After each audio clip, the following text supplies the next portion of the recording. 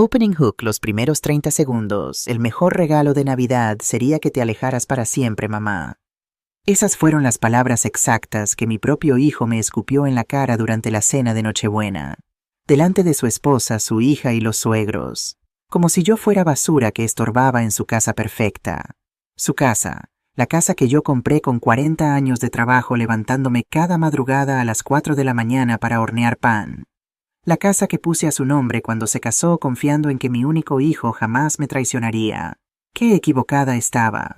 Me llamo Clara Rodríguez, tengo 68 años, y esta es la historia de cómo mi hijo intentó robarme todo, y cómo le di la lección más grande de su vida. Pero antes de contarles cómo terminó esto, déjenme llevarlas atrás, porque para entender la traición, primero tienen que conocer el sacrificio.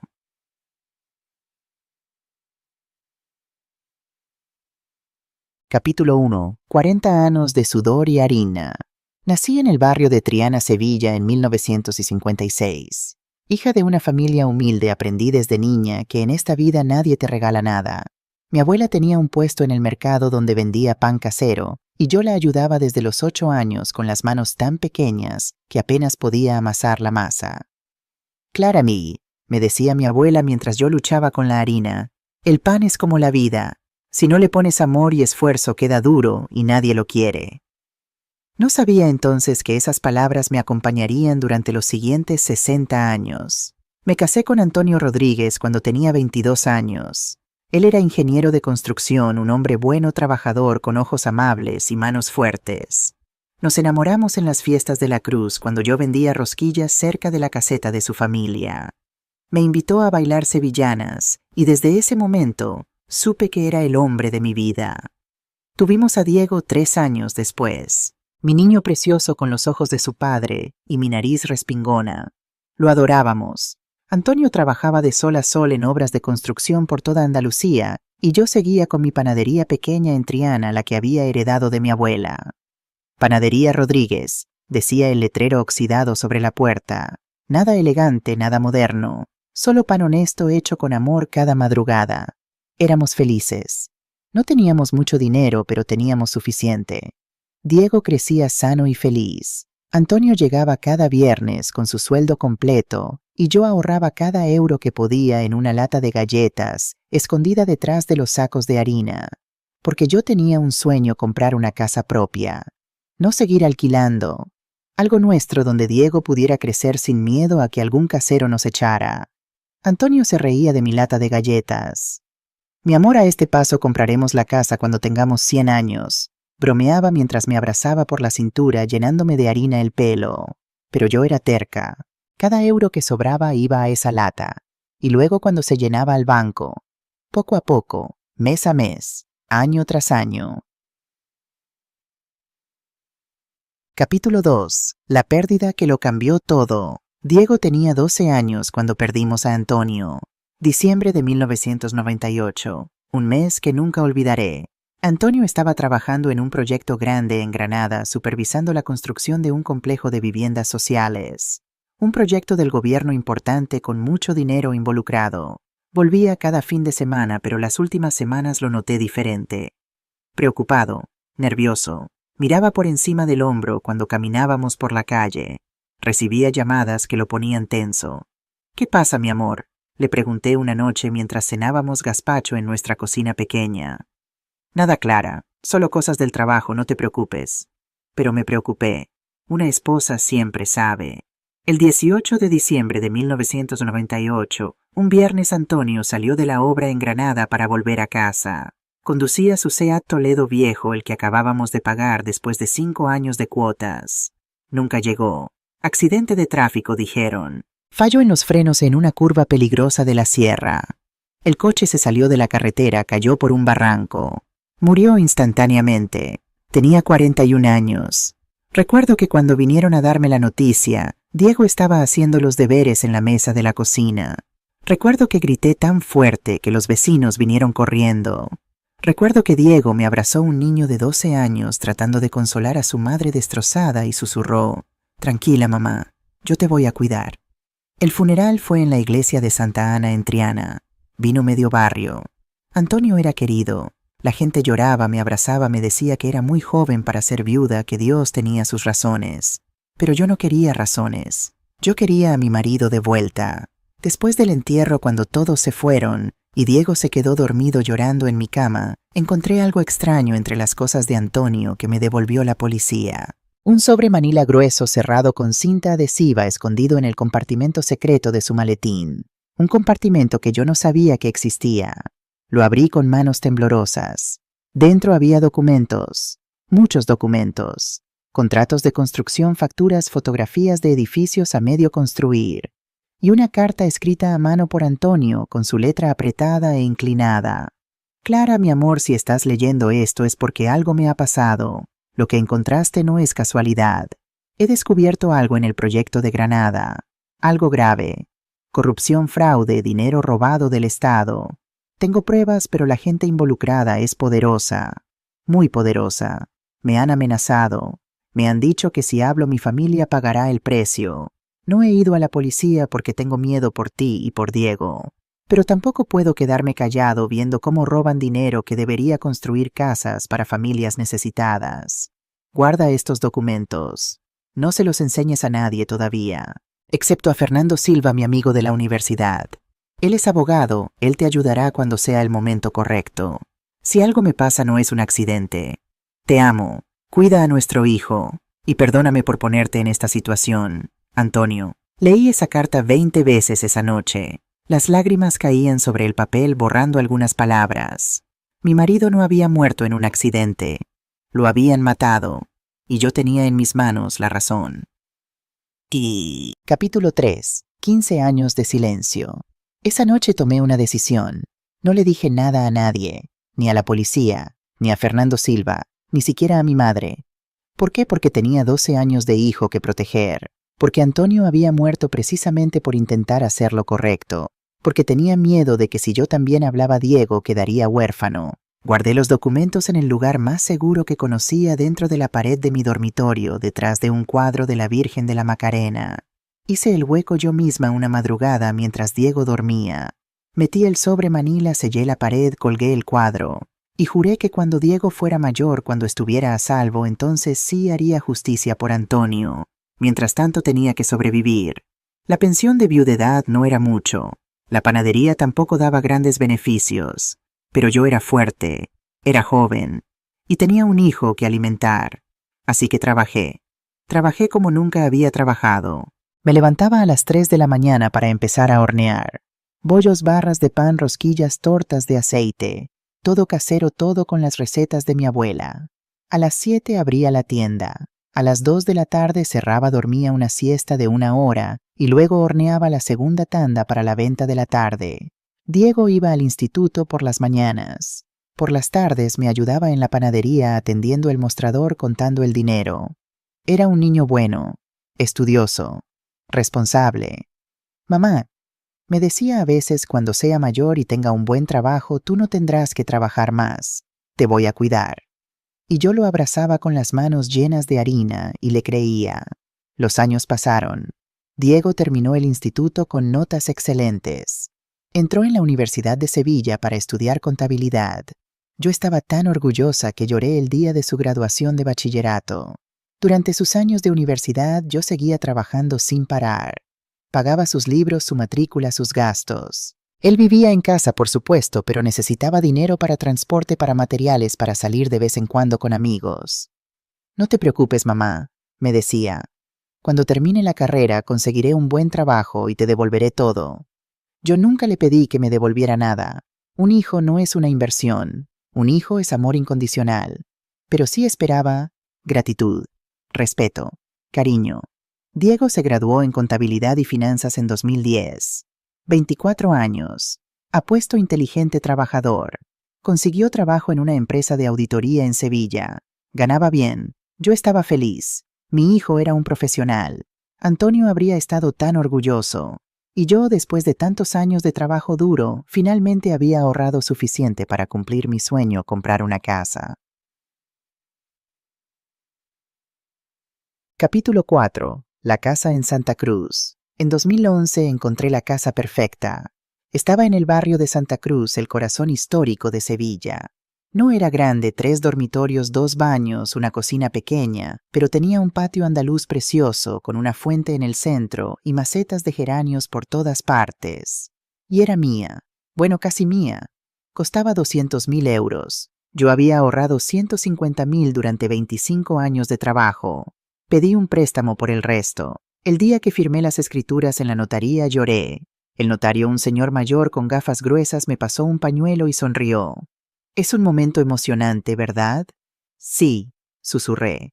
He trabajado toda mi vida para esto. Diego vino conmigo ese día. Me abrazó fuerte y dijo, «Estoy orgulloso de ti, mamá. Te lo mereces». Nos mudamos en febrero de 2011. Diego tenía su propia habitación. Yo finalmente tenía la mía sin tener que compartirla con máquinas de coser o pilas de ropa como en todos los pisos alquilados donde habíamos vivido. Seguí con la panadería en Triana, levantándome a las 3 de la mañana trabajando hasta las 2 de la tarde. Pero ahora cuando volvía a casa cansada, era mi casa, mis paredes, mi patio. Valió la pena cada madrugada. Capítulo 5. Conociendo a Sofía. En 2013, Diego conoció a Sofía Mendoza. Ella trabajaba en el Departamento de Recursos Humanos de una empresa donde Diego estaba haciendo una auditoría. 30 años, guapa, elegante, siempre bien vestida. Venía de una familia de dinero. Su padre, Eduardo Mendoza, había sido promotor inmobiliario importante en Sevilla. Diego se enamoró rápido, muy rápido. Empezó a traerla a casa los domingos para comer. Yo cocinaba gazpacho, pescadito frito, mi especialidad de cordero al horno. Intentaba ser amable, pero desde el primer momento algo en Sofía no me gustó. Era la forma en que miraba mi casa, como evaluándola, como calculando su valor. Era la forma en que me hablaba, siempre educada, siempre correcta, pero con ese tono que usan las personas que se creen superiores. «¿Qué casa tan auténtica, Clara?», dijo la primera vez que vino. «Muy tradicional».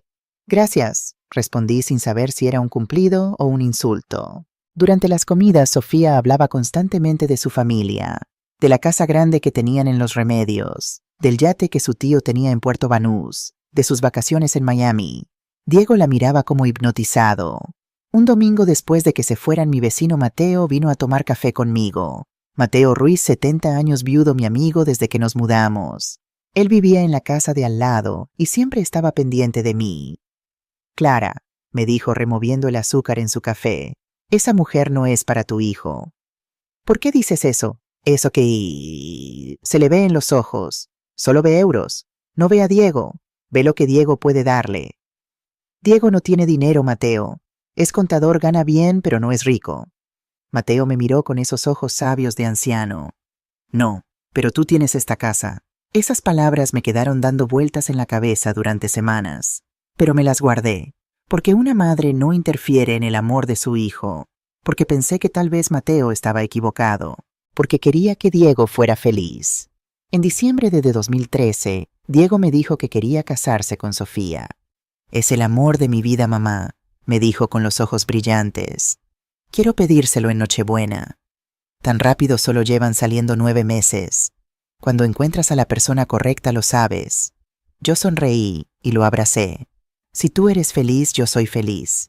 Pero por dentro sentía una pequeña punzada de preocupación que no podía explicar.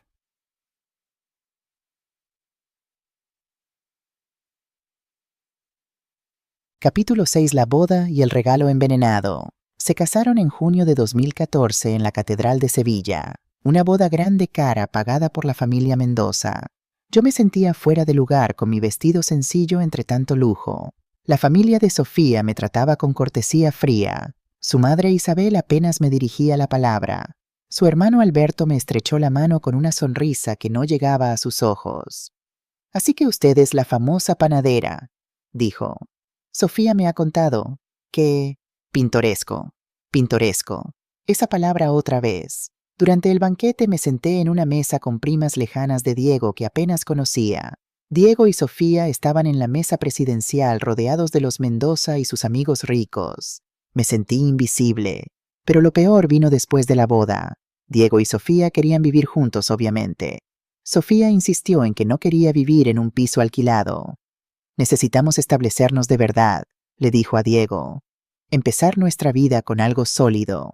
Una noche 3 semanas después de la boda, Diego vino a verme. Se sentó en mi cocina nervioso, jugando con una cucharilla. Mamá, necesito pedirte algo. Dime, hijo. Sofía y yo necesitamos un lugar donde vivir, y pensé que, tal vez, podríamos vivir aquí, contigo. Mi corazón dio un vuelco. Vivir con ellos, en mi casa pequeña de 3 dormitorios, Diego, yo, no sé si... Por favor, mamá, solo hasta que ahorremos para comprar algo propio. 1 año, máximo 2, y pagaremos nuestra parte de los gastos, por supuesto. Miré a mi hijo, mi único hijo, el niño que me prometió que me cuidaría. Está bien, dije, pero con una condición. Esta casa sigue a mi nombre. Es mía. La trabajé durante 25 años para conseguirla. Por supuesto, mamá. Nunca te pediría que cambiaras eso. Se mudaron en julio de 2014. Al principio no fue tan malo. Sofía trabajaba todo el día. Diego también. Yo seguía con mi rutina de la panadería. Cenábamos juntos algunas noches. Los domingos yo cocinaba para todos. Pero poco a poco las cosas empezaron a cambiar. Sofía empezó a redecorar. Esta casa necesita modernizarse un poco, Clara, decía, trayendo cojines nuevos, cuadros modernos, plantas caras.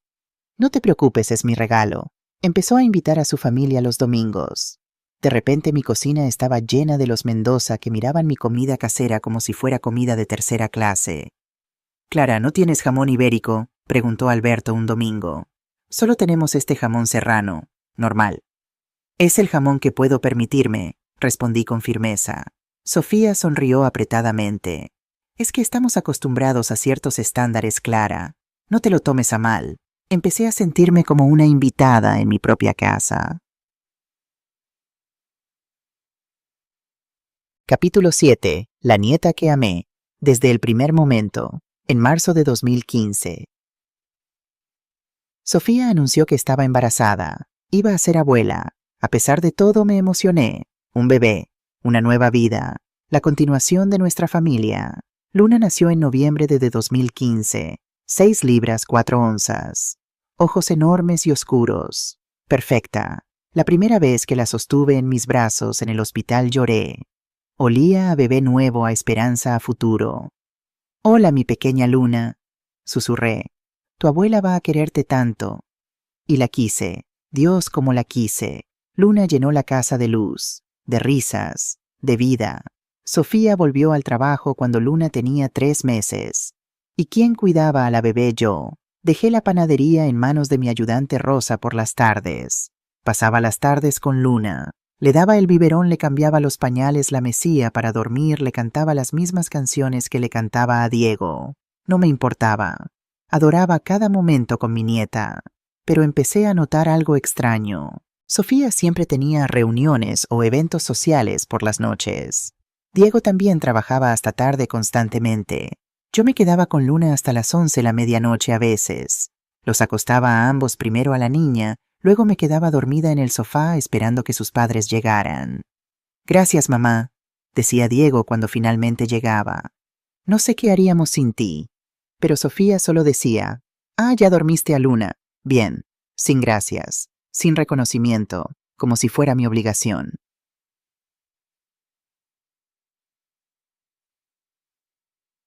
Capítulo 8. El primer síntoma de traición. Los años pasaron. Luna creció. 2 años, 3, 4, 5. Seguía viviendo en mi casa, la casa que iba a ser temporal. El 1 o 2 años máximo se convirtieron en 3, 4, 5 años. En 2019, cuando Luna tenía 4 años, intenté sacar el tema. Diego, dije una tarde mientras él revisaba papeles en el comedor. Hijo, han pasado 5 años. ¿No crees que ya es hora de que busquen su propio lugar? Él levantó la vista sorprendido. ¿Qué por qué? ¿No estás feliz con nosotros aquí? No es eso. Es solo que esta es una casa pequeña. Ustedes son una familia ahora. Necesitan su propio espacio. Mamá, es que económicamente ahora no es buen momento. Tengo algunas deudas. Sofía quiere cambiar de coche. Luna necesita empezar las clases de ballet y de inglés. Todo es muy caro. ¿Deudas? ¿Qué deudas? Nada grave, solo inversiones que no salieron bien. Tarjetas de crédito. Ya sabes cómo es. No sabía. Yo jamás había tenido deudas más allá de la hipoteca de la casa que ya había pagado completamente en 2018. Diego, si tienes problemas de dinero, ¿podemos hablar? No, mamá, tranquila. Lo tengo controlado. Solo necesitamos un poco más de tiempo aquí. Está bien unos meses más. Esos meses más se convirtieron en años más. Y mientras tanto algo sutil estaba cambiando. Sofía empezó a hablar de la casa como si fuera suya. Tenemos que arreglar el patio, decía. Nuestra casa necesita una renovación. Nuestra casa. Cuando llegaban amigos suyos les hacía el tour. Esta es nuestra casa en Santa Cruz, decía como si yo no existiera. Empecé a encontrar documentos sobre la mesa, papeles del banco, papeles de la notaría. Un día en 2020, mientras limpiaba el escritorio de Diego, él me había pedido que organizara sus papeles. Encontré algo que me heló la sangre. Un borrador de escrituras de transferencia de propiedad. Transferencia de MI Casa, de mi nombre al nombre de Diego, fechado hacía 6 meses. Las manos me temblaron. Leí el documento 3 veces sin poder creer lo que veía. Alguien había preparado documentos para quitarme mi casa, la casa por la que trabajé 25 años, la casa que compré con el sudor de mi frente. Diego lo sabía. Era idea suya. Guardé el documento en mi lugar. No dije nada, todavía, porque necesitaba saber más. Necesitaba entender si mi hijo me estaba traicionando o si algo más estaba pasando.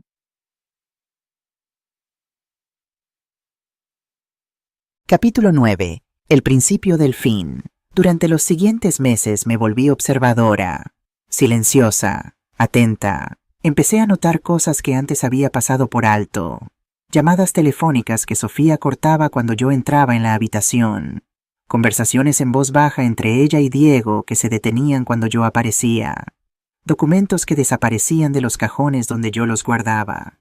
Una tarde en septiembre de 2020, estaba en la panadería cuando recibí una llamada extraña. Señora Clara Rodríguez. Sí, ¿quién habla? Soy de la Notaría García y Asociados. Llamamos para confirmar su cita del próximo martes a las 10 de la mañana para la firma de transferencia de propiedad. Mi corazón se detuvo. ¿Qué transferencia? Yo no he pedido ninguna cita. Hubo una pausa.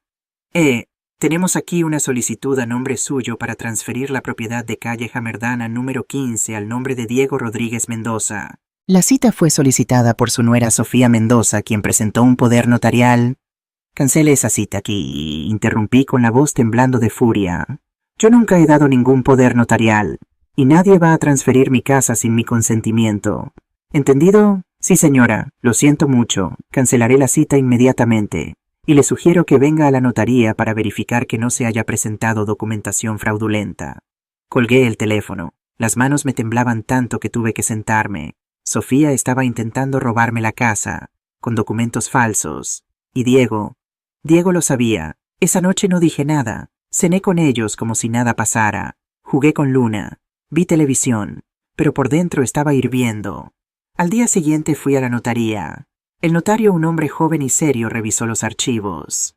Señora Rodríguez, efectivamente alguien presentó un poder notarial a su nombre. Pero revisando los documentos, esta firma no parece auténtica. Es una falsificación bastante burda, honestamente. ¿Puedo ver el documento? Me lo mostró. La firma decía Clara Rodríguez, pero no era mi letra. Ni siquiera se parecía. ¿Quién presentó esto? Una mujer llamada Sofía Mendoza. Se identificó como su nuera y presentó este poder junto con una copia de su DNI. Mi DNI, que guardo en mi bolso, que desapareció durante 2 días el mes pasado, que Sofía dijo que lo había encontrado en el baño. Todo encajaba. ¿Qué puedo hacer?, pregunté. Lo primero es presentar una denuncia por falsificación de documentos. Esto es un delito. También debería proteger su propiedad. Puedo ayudarle a poner una nota de invendibilidad en el registro para que nadie pueda vender o transferir la casa sin su presencia física y su firma autentificada. Hágalo, hoy mismo. Salí de la notaría con 2 cosas claras. 1, mi nuera era una criminal. 2, necesitaba saber si mi hijo era su cómplice o su víctima. Capítulo 10. La Navidad que lo cambió todo. Y así llegamos a diciembre de 2024, 4 años después de descubrir el primer documento de transferencia. 4 años de observar, escuchar, guardar silencio. Porque necesitaba pruebas, necesitaba estar segura. Durante esos 4 años bloqueé discretamente cada intento de robarme la casa. Cambié de notario. Puse alertas en el registro de la propiedad. Guardé cada papel, cada documento, cada prueba de mis pagos y mi propiedad. Pero también durante esos 4 años algo más había pasado. Luna había crecido. Ahora tenía 9 años. Perdón, casi 10. Su cumpleaños era en enero. Una niña lista, sensible, cariñosa. Y Luna empezó a notar cosas. Abuela, me dijo un día en noviembre mientras horneábamos galletas juntas, ¿por qué mamá y papá siempre están hablando de cuando tengamos la casa? Se me cortó la respiración. ¿Qué quieres decir, mi amor? Los escucho a veces. Dicen cuando la vieja finalmente se vaya y cuando tengamos la casa para nosotros. ¿Tú te vas a ir a algún lado, abuela? La abracé fuerte. No, mi niña, esta es mi casa. No me voy a ningún lado. Pero Luna había plantado una semilla de urgencia en mi corazón. Si incluso una niña de 9 años estaba escuchando esas conversaciones. ¿Qué más estaban planeando? Casi... La noche del 24 de diciembre de 2024 amaneció fría y despejada en Sevilla. Yo me levanté temprano como siempre para preparar la cena de Nochebuena. Iba a cocinar el menú tradicional sopa de mariscos besugo al horno cordero asado turrones. Luna me ayudó toda la mañana. Pelamos gambas juntas, preparamos la ensalada, decoramos la mesa. Abuela, ¿vendrán los tíos de mamá? Sí, mi amor. Tu tío Alberto y tu abuela Isabel. Luna hizo una mueca. No me gustan. Siempre hablan de dinero y me miran raro. Sé educada, Luna. Es Navidad. A las 6 de la tarde empezaron a llegar los invitados. Alberto Mendoza llegó primero con su traje caro y su Rolex brillante. Me besó en la mejilla sin calor. Clara, qué casa tan acogedora, como siempre. Isabel Mendoza llegó después con un abrigo de piel y perfume caro. Me dio 2 besos al aire sin tocar mi cara.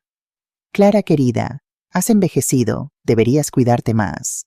Tenía 68 años. Claro que había envejecido. Cenamos a las 8. La comida estaba deliciosa, incluso Alberto tuvo que admitirlo. Luna charlaba feliz contando historias de su colegio. Después de la cena nos sentamos en el salón. El árbol de Navidad brillaba en la esquina lleno de luces blancas y bolas rojas. Fue entonces cuando empezó. Alberto se aclaró la garganta. Bueno, familia, creo que este es un buen momento para hablar de... el futuro. Diego se tensó. Sofía se enderezó en su silla. ¿Qué futuro?, pregunté. El futuro de esta casa, dijo Alberto mirándome directamente. Clara, todos sabemos que estás envejeciendo. Vivir sola a tu edad es peligroso. Podrías caerte, enfermarte, tener un accidente. No vivo sola. Vivo con mi hijo, mi nuera y mi nieta. Exacto. Y eso es otro problema. Alberto se inclinó hacia adelante. Esta casa es demasiado pequeña para 3 generaciones. Diego y Sofía necesitan su propio espacio. Luna está creciendo. ¿Y tú? Tú necesitas cuidados apropiados. Estoy perfectamente bien. Por ahora, intervino Sofía con voz melosa. Pero Clara, a tu edad las cosas pueden cambiar rápido. Hemos estado pensando, tal vez sería mejor para todos si tú te mudaras a una residencia. Un lugar bonito con gente de tu edad, con enfermeras. La sangre me hirvió. ¿Una residencia? ¿Me estás diciendo que me vaya a un asilo? No es un asilo, dijo Diego suavemente. Fue la primera vez que habló. Es una residencia de mayores, muy bonita. La hemos visitado. Tiene jardines, actividades. No. Mamá, he dicho que no. Mi voz salió más fuerte de lo que pretendía. Luna me miró asustada. Isabel suspiró. Clara, sé razonable. Esta casa vale mucho dinero. Diego y Sofía podrían usarla, venderla, invertir. Mientras tú vives tus últimos años cómoda y cuidada. Mis últimos años, repetí lentamente, como si ya estuviera muerta. No es eso, dijo Sofía rápidamente. Es solo práctico. Smart. Tú cobrarías la pensión, vivirías sin preocupaciones, y nosotros finalmente podríamos tener estabilidad financiera. Ahí estaba, la verdad. No les importaba mi bienestar, les importaba mi casa. Y entonces Diego dijo las palabras que lo cambiaron todo. Se levantó, me miró, y con voz fría sin emoción dijo, el mejor regalo de Navidad sería que te alejaras para siempre, mamá. El silencio cayó sobre la habitación como una manta de plomo. Luna dejó escapar un sollozo pequeño. Isabel carraspeó incómoda. Alberto sonrió. Sofía mantuvo la cara neutra, pero vi satisfacción en sus ojos. Y yo sentí como si me hubieran clavado un cuchillo en el corazón. Mi hijo, mi único hijo. El niño que sostuve en mis brazos cuando nació. El niño que lloró en mi hombro cuando murió su padre. El niño al que di todo. Me acababa de decir que desapareciera de su vida. Me levanté lentamente. Las piernas me temblaban, pero mantuve la espalda recta. Entiendo, dije con voz tranquila. Gracias por la claridad, Diego. Mamá, no lo tomes así. ¿Cómo debo tomarlo? Mi hijo me acaba de decir que soy un estorbo, que me vaya para siempre. Creo que está bastante claro. Caminé hacia la puerta del salón. Luna corrió hacia mí. Abuela, no. La abracé rápido. Tranquila, mi Luna. Todo va a estar bien. Te vas. Sus ojos se llenaron de lágrimas. Solo por esta noche. Pero volveré. Te lo prometo. Fui a mi habitación. Metí algunas cosas en un bolso, ropa, documentos importantes, dinero. Y sobre todo metí el sobre Manila que había guardado durante 15 años detrás del cuadro de la Virgen. Los documentos de Antonio. Las pruebas que había mantenido escondidas durante tanto tiempo. Porque algo me decía que iba a necesitarlas. Cuando salí, Diego estaba en la entrada. Mamá, espera. No tienes que irte. Sí tengo que irme, Diego. Me lo pediste. Aléjate para siempre, dijiste. Pues aquí estoy alejándome. No lo decía en serio. Es solo que... Estamos frustrados. Las cosas han sido difíciles. Para ti han sido difíciles, dije mirándolo a los ojos, mientras yo trabajaba cada día para daros un techo, mientras criaba a tu hija cuando tú y tu esposa estabais ocupados, mientras pagaba facturas que no son mías para que pudierais ahorrar. Difícil, claro. Mamá. No, Diego. Ya has dicho suficiente. Abrí la puerta. El frío de diciembre me golpeó la cara, y justo cuando iba a salir escuché a Sofía hablar en voz baja en el salón, creyendo que yo ya no podía oírla. Déjala ir, cariño. Con ella fuera podemos finalmente hacer lo que tenemos que hacer. Cerré la puerta detrás de mí, y mientras caminaba por las calles frías de Sevilla en Nochebuena con mi bolso al hombro y mi corazón roto, tomé una decisión. No iba a rendirme. No iba a dejar que me quitaran lo que era mío. Y no iba a permitir que Sofía Mendoza destruyera a mi familia sin pelear. La guerra acababa de empezar. Y ellos no tenían idea de con quién se estaban metiendo. Fin de la part. Continuará. Capítulo 11. La noche más larga. Caminé por las calles de Santa Cruz sin rumbo fijo durante casi una hora. Las familias celebraban Nochebuena detrás de las ventanas iluminadas. Risas, música, el tintineo de copas brindando. Yo pasaba como un fantasma entre tanta felicidad ajena con mi bolso al hombro y el corazón hecho pedazos. ¿Dónde iba a ir? No quería molestar a nadie en Nochebuena. No quería explicar por qué mi propio hijo me había echado de casa. No quería ver lástima en los ojos de nadie. Pero el frío era intenso y yo no era tan joven como para dormir en un banco del parque. Finalmente mis pies me llevaron a la casa de Mateo. Mateo Ruiz, mi vecino, mi amigo, el hombre que había predicho hace años que Sofía no era buena para Diego. Toqué su puerta con manos temblorosas. Mateo abrió en bata con una copa de vino en la mano. Su rostro pasó de sorpresa a preocupación en un segundo. Clara, ¿qué haces aquí? ¿Qué ha pasado? Y entonces ahí en su puerta me derrumbé. Lloré como no había llorado desde la muerte de Antonio. Grandes sollozos que me sacudían el cuerpo entero. Mateo me abrazó, me hizo pasar, me sentó en su sofá, me puso una manta sobre los hombros. Respira, mujer, respira, cuéntame todo. Y se lo conté. Todo, desde los documentos falsos hace 4 años hasta las palabras de Diego esa noche. Mateo escuchó en silencio, su rostro endureciéndose con cada palabra. Cuando terminé, él se sirvió otro vino. Me sirvió uno a mí también. Clara, dijo finalmente, no me sorprende, pero me indigna. Esa mujer, esa Sofía, lleva años manipulando a tu hijo, y Diego es demasiado débil para resistirse. Es mi hijo, Mateo. ¿Cómo pude criar a alguien capaz de tratarme así? No lo criaste tú. La vida lo cambió. El dinero lo cambió. Esa mujer lo cambió. Mateo apretó mi mano. Pero escúchame bien. No vas a dejar que se salgan con la suya. ¿Me oyes? No vamos a permitirlo. ¿Qué puedo hacer? Es mi palabra contra la de ellos. Soy solo una vieja panadera. Eres Clara Rodríguez, interrumpió Mateo con fiereza. Una mujer que levantó un negocio sola, que crió un hijo sola, que pagó una casa sola. No eres débil, nunca lo has sido, y no vas a empezar ahora. Sus palabras me dieron un pequeño hilo de fuerza. Además, continuó Mateo, no estás sola, yo te ayudaré, y conozco a alguien más que puede ayudar. ¿Quién? Un joven que trabaja en el taller mecánico de la esquina. Carlos. Su madre Paz era cliente tuya en la panadería. ¿Recuerdas? Murió hace 3 años de cáncer. Tú le dabas pan fiado cuando ella no podía pagar. Le diste dinero para el funeral. Carlos nunca lo olvidó. Sí recordaba a Paz, una mujer valiente trabajadora que luchó contra el cáncer durante 2 años. Y recordaba a Carlos, un chico tímido que siempre venía a comprar pan para su madre. ¿Qué tiene que ver Carlos con esto? Trabaja como mecánico, pero también hace trabajos ocasionales. Conduce para una empresa de alquiler de coches. Y hace un par de días vino a verme con algo interesante. Mateo bajó la voz. Ha estado conduciendo para alguien que pregunta por ti. Alguien que no es de la familia. El estómago me dio un vuelco. Kenan, un hombre de unos 50 años, acento de Madrid, alquiló un coche hace 2 semanas y ha estado observándote. Carlos reconoció tu nombre cuando el hombre lo mencionó. Por eso vino a decírmelo. ¿Pero quién? ¿Por qué alguien me vigilaría? Mateo señaló mi bolso. ¿Qué llevas ahí? ¿Ropa, documentos? ¿Qué documentos? De repente lo entendí. Los documentos de Antonio. Las pruebas del fraude de 1995. Mateo, hay algo que nunca te conté. Sobre la muerte de Antonio.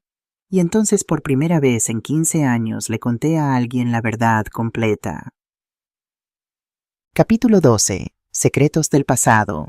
Mateo escuchó en silencio mientras yo le contaba sobre la carta de Antonio sobre el fraude en el proyecto de construcción en Granada, sobre las amenazas, sobre mi sospecha de que la muerte de Antonio no había sido un accidente.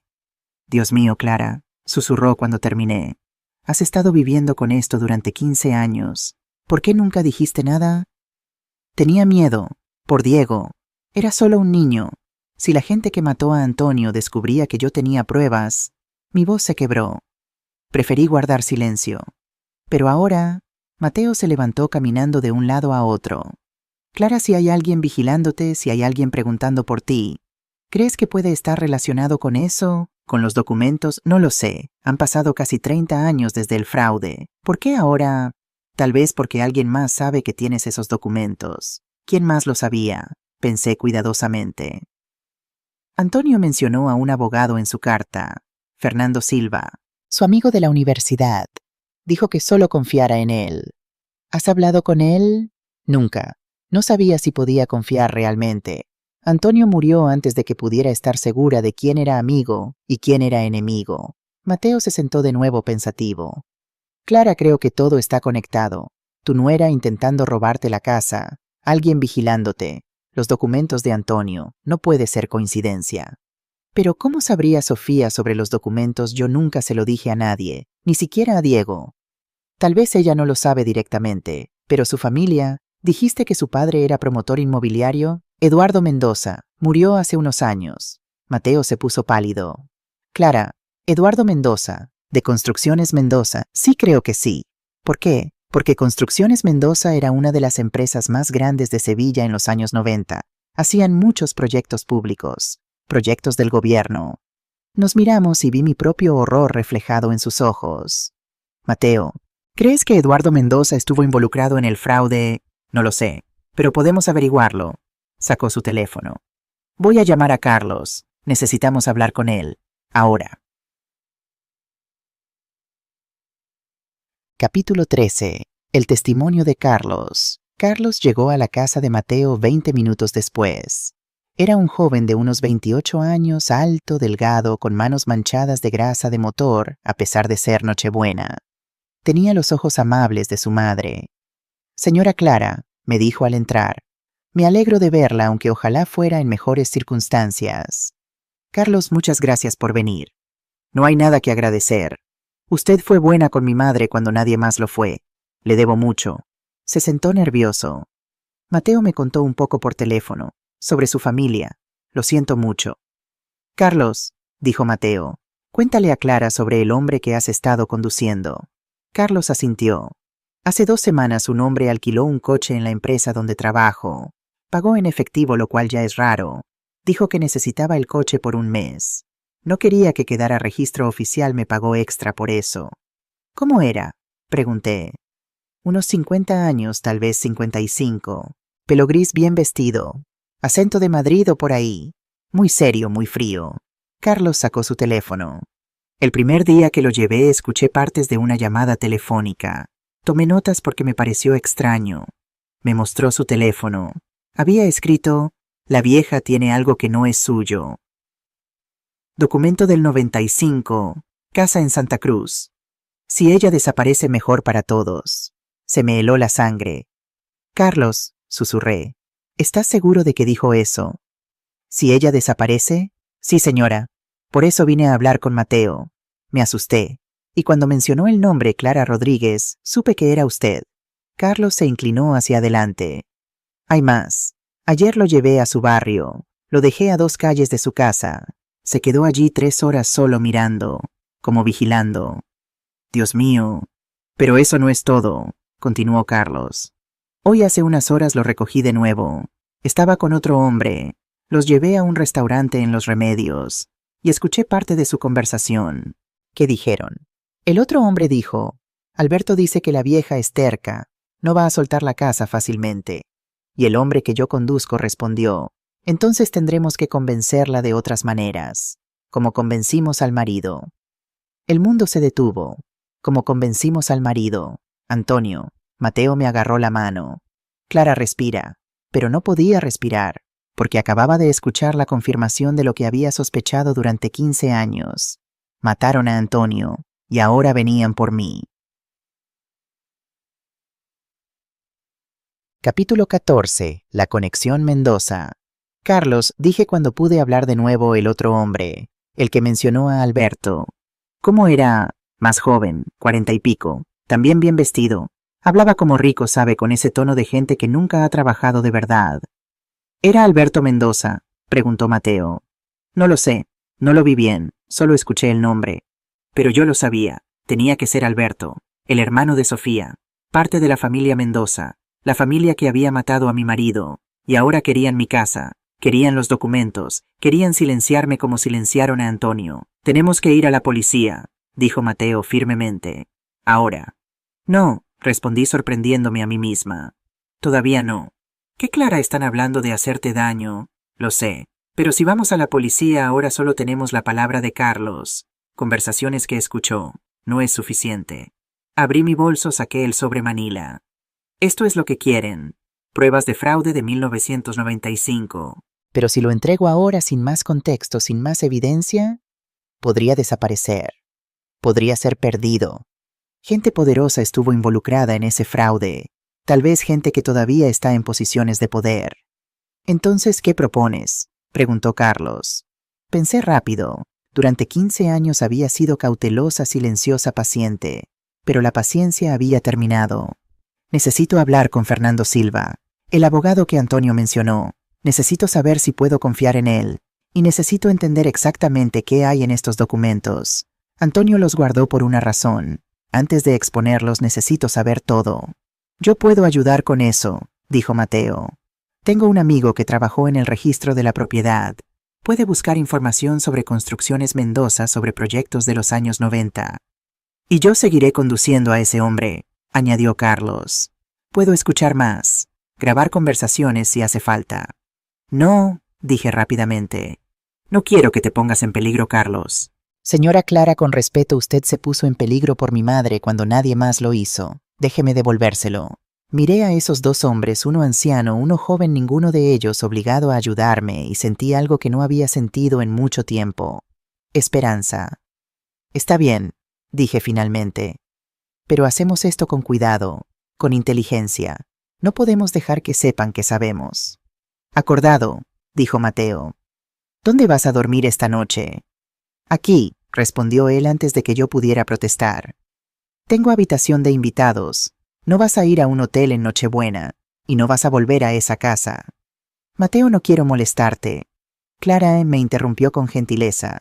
Somos amigos desde hace más de 10 años. No es molestia, es familia. Familia. Una palabra que hacía unas horas había significado traición. Ahora significaba estos dos hombres dispuestos a ayudarme sin pedir nada a cambio.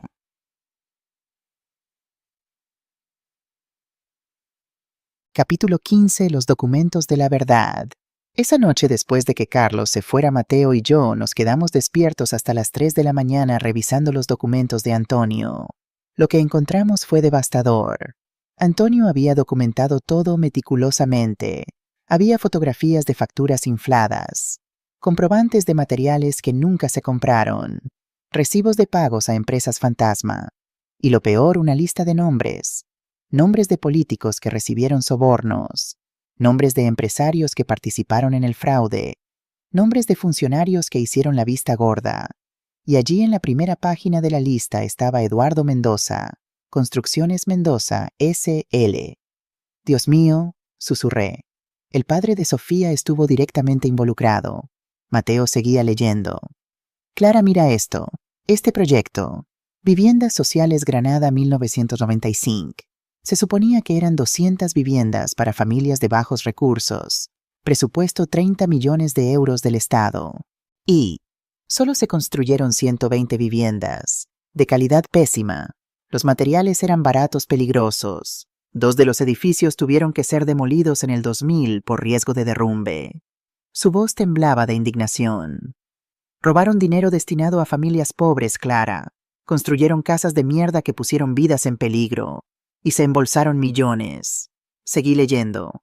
Había más. Notas escritas a mano por Antonio. Eduardo Mendoza coordinaba con Ramón Silva, asesor legal, para crear empresas fantasma.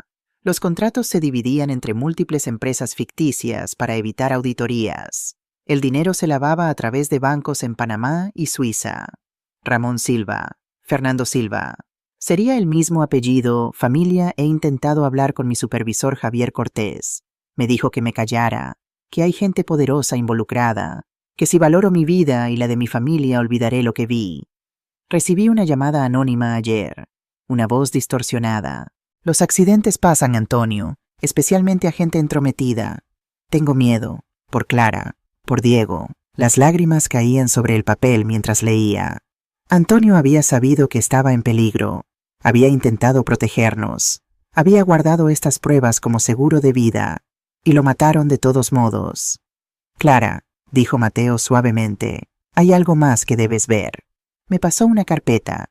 Dentro había recortes de periódico, todos de 1998. Ingeniero muere en accidente de tráfico. Investigación descarta juego sucio en muerte de Antonio Rodríguez. Familia pide autopsia. Autoridades declaran caso cerrado. Familia pide autopsia. Yo nunca pedí autopsia. Estaba demasiado destrozada, demasiado perdida.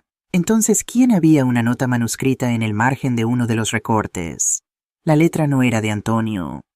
Clara, si estás leyendo esto, significa que Antonio no pudo hacerlo él mismo. Soy Fernando Silva, su amigo. Traté de investigar su muerte. Las autoridades no quisieron cooperar.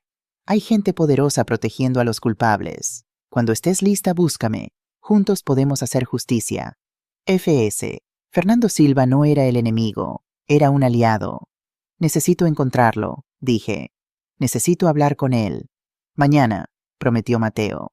Es Navidad, descansa unas horas. Mañana empezamos a planear.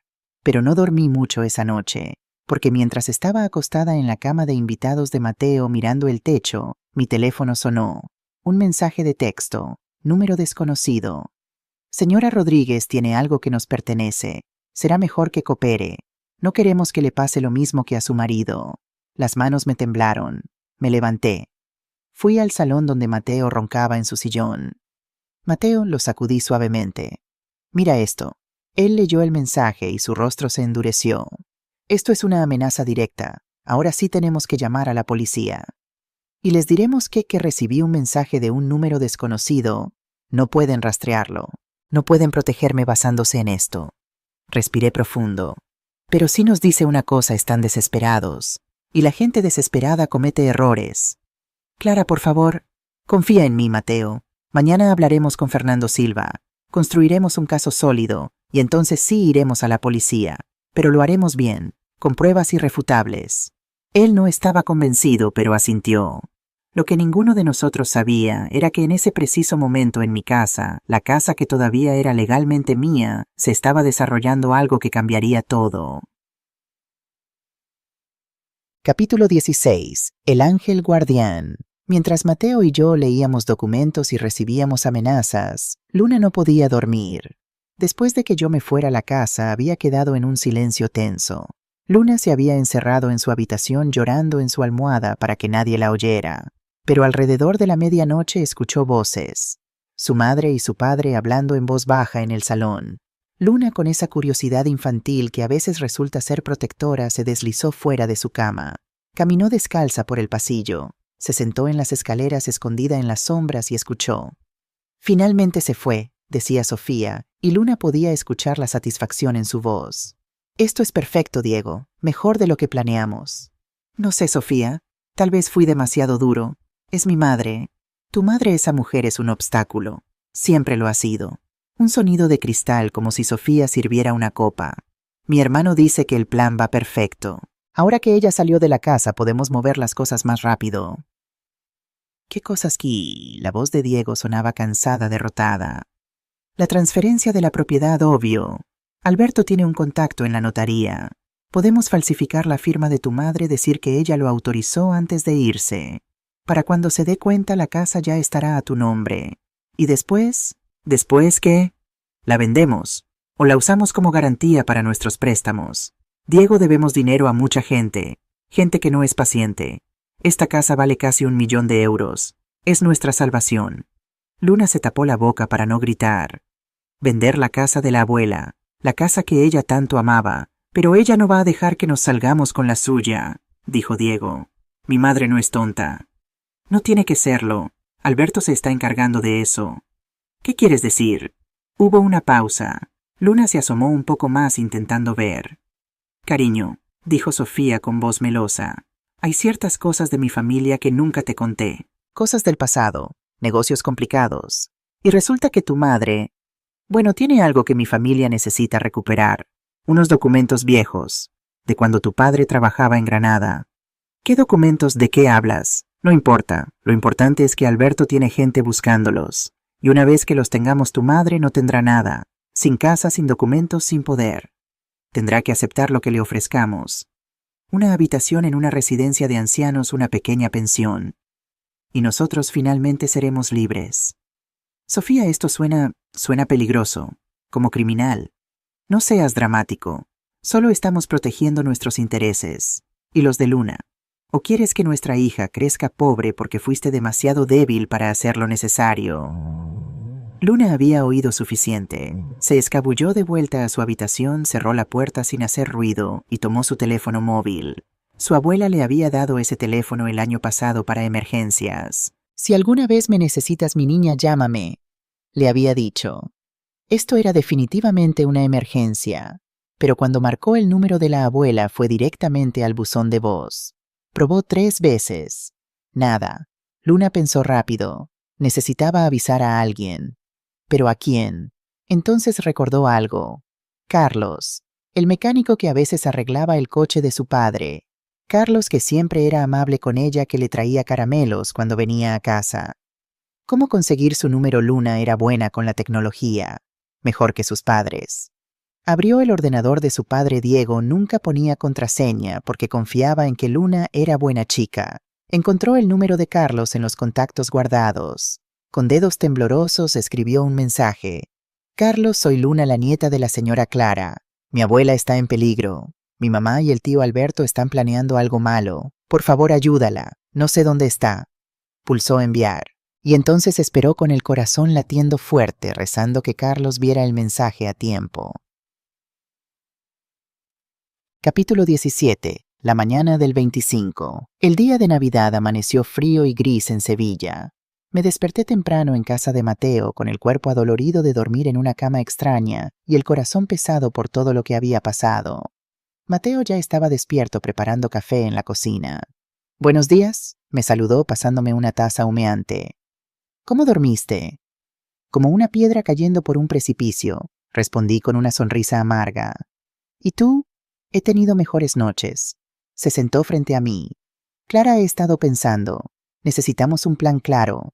No podemos solo reaccionar a lo que ellos hagan. Tenemos que adelantarnos. Asentí. Estoy de acuerdo.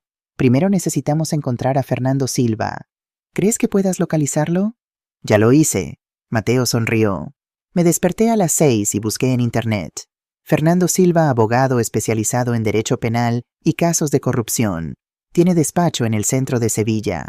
Llamé a su número de emergencias, aparentemente trabaja incluso en Navidad para casos urgentes. Pero sí, puede vernos hoy a las 11 de la mañana.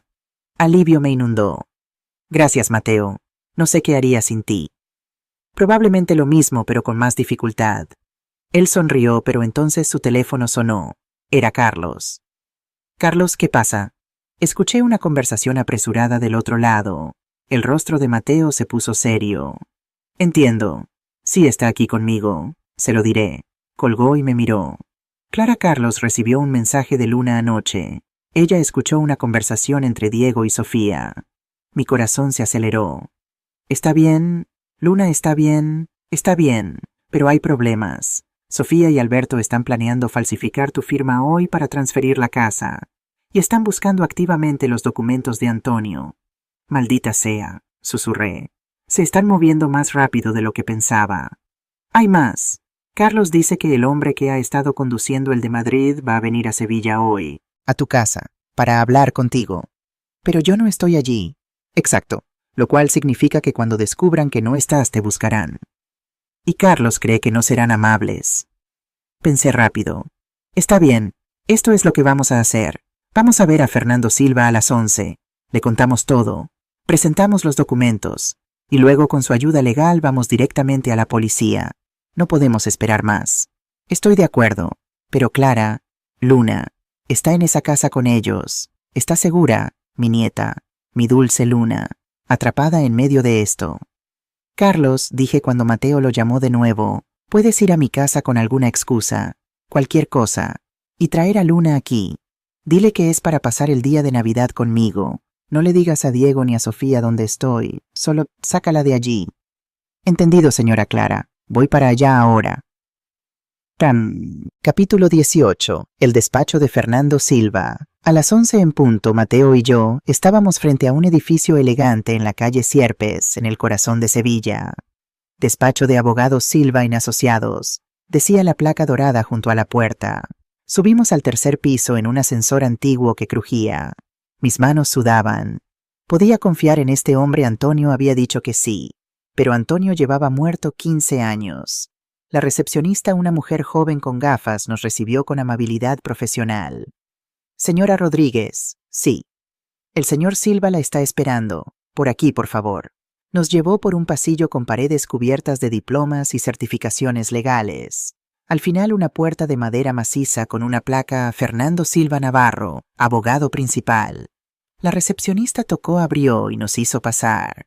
Fernando Silva estaba de pie junto a la ventana mirando hacia la calle. Cuando se volvió, vi a un hombre de unos 60 años, alto, delgado, con cabello gris plateado y ojos inteligentes detrás de gafas de montura fina. Señora Rodríguez, dijo, y su voz era profunda, cálida. He esperado este momento durante 15 años. Se me hizo un nudo en la garganta. Él se acercó, me estrechó la mano con ambas manos. Antonio era mi mejor amigo. Cuando murió, cuando lo mataron, juré que algún día haría justicia, pero necesitaba las pruebas, necesitaba que usted estuviera lista, necesitaba que fuera el momento correcto. ¿Sabías que yo tenía los documentos?, pregunté. Lo sospeché. Antonio me dijo que si algo le pasaba le había dejado todo a usted. Intenté contactarla después del funeral, pero usted desapareció. Se mudó, cambió de número. Entendí que tenía miedo, que estaba protegiendo a su hijo. Lo siento, susurré. Yo no sabía en quién confiar. No se disculpe. Hizo lo correcto. Nos invitó a sentarnos. Ahora cuénteme todo. ¿Por qué ahora? ¿Por qué después de tanto tiempo decidió buscarme? Y le conté todo. Le conté sobre Sofía, sobre los intentos de robar mi casa, sobre la Nochebuena, sobre las amenazas sobre Carlos y el hombre de Madrid, sobre Luna escuchando conversaciones. Fernando escuchó sin interrumpir, tomando notas ocasionalmente. Cuando terminé dije, tengo los documentos que Antonio guardó. Todos. ¿Los quiere ver? Por favor. Saqué el sobre manila de mi bolso. Lo puse sobre su escritorio. Fernando lo abrió con reverencia como quien abre un texto sagrado. Durante 20 minutos leyó en silencio. Su expresión se volvía más oscura con cada página. Finalmente cerró la carpeta y nos miró. Señora Rodríguez, lo que tiene aquí es explosivo. Es evidencia de uno de los fraudes más grandes en la historia de Andalucía. Si esto sale a la luz, docenas de personas irán a prisión, incluyendo gente que todavía está en posiciones de poder, incluyendo a la familia Mendoza, especialmente a la familia Mendoza. Fernando se reclinó en su silla. Eduardo Mendoza fue el arquitecto principal del fraude, pero murió en 2017, así que no puede ser procesado. Sin embargo, su hijo Alberto estaba involucrado también. Como gestor financiero, lavó dinero, creó empresas fantasma. Él sí puede ser procesado. Y Sofía, su nuera, si ella sabía sobre el fraude original, probablemente era demasiado joven en 1995 para estar involucrada directamente. Pero si ahora está tratando de ocultar evidencia, si está amenazándola, si está falsificando documentos, esos son delitos actuales. Ella puede ser procesada también. Bien, dije con fiereza. Quiero que paguen. Todos. Fernando asintió. Lo entiendo, pero tenemos que ser estratégicos. Si vamos ahora a la policía con esto sin preparación, sin garantías, hay riesgo de que la evidencia desaparezca, de que testigos sean amenazados, de que personas en posiciones de autoridad que están implicadas intervengan. Entonces, ¿qué hacemos? Primero voy a hacer copias de todo esto, varias copias. Las guardaremos en diferentes lugares seguros. Segunda, voy a contactar a un fiscal específico que conozco. Alguien limpio, alguien que no puede ser comprado. Tercera, vamos a construir un caso no solo por el fraude de 1995, sino también por la muerte de Antonio. Mi corazón latió más fuerte. ¿Crees que podemos probar que lo mataron? Con esto, Fernando tocó los documentos y con el testimonio de Carlos sobre las conversaciones que ha escuchado. Tenemos una base. No será fácil. Ha pasado mucho tiempo, pero tenemos una oportunidad. ¿Cuánto tiempo tomará? Si nos movemos rápido, si el fiscal acepta el caso, si la policía coopera, podríamos tener órdenes de arresto en una semana. Tal vez menos si argumentamos que usted está en peligro inmediato. Lo estoy, dije mostrándole el mensaje de texto amenazante de anoche. Fernando lo leyó y su mandíbula se apretó. Esto es intimidación criminal. Con esto solo ya podemos pedir protección policial para usted. Marcó un número en su teléfono. Voy a llamar al fiscal ahora mismo. Es amigo mío personal. Trabaja incluso en Navidad para casos urgentes. Mientras Fernando hablaba por teléfono en voz baja, Mateo me apretó la mano. Va a salir bien, susurró. Por fin vas a tener justicia. Quería creerlo, pero entonces mi teléfono sonó. Era Carlos. Su voz estaba tensa, asustada. Señora Clara, hay un problema. ¿Qué pasó? Luna está bien. Luna está conmigo. Está bien. Pero cuando fuimos a salir de su casa, Diego intentó detenerla. Hubo una discusión. Y entonces llegó otro hombre, el hombre de Madrid, el que he estado conduciendo. El estómago me dio un vuelco. ¿Qué hombre? Está en su casa ahora mismo, con Diego y Sofía. Y señora Clara, lo escuché preguntar por usted. Preguntó dónde estaba. Y cuando Diego dijo que no lo sabía, el hombre se puso violento. Dios mío, Diego está bien, no lo sé. Salimos rápido, pero, señora, este hombre es peligroso, muy peligroso, y está muy enojado porque usted no está allí. Fernando, que había escuchado parte de la conversación, tomó el teléfono. Carlos, soy Fernando Silva, abogado de la señora Rodríguez. ¿Dónde están ustedes ahora? Escuchó la respuesta. Bien, quédense allí, no se muevan. Voy a enviar policía a la casa de la señora Rodríguez inmediatamente y voy a organizar protección para ustedes. Colgó y marcó otro número. Comisario Ruiz, soy Fernando Silva. Sí, feliz Navidad para usted también. Escuche, tengo una situación de emergencia. Mientras Fernando hablaba con la policía, yo me quedé sentada temblando. Diego, a pesar de todo lo que me había hecho, a pesar de sus palabras crueles, era mi hijo. Y estaba en peligro por culpa de la familia de su esposa.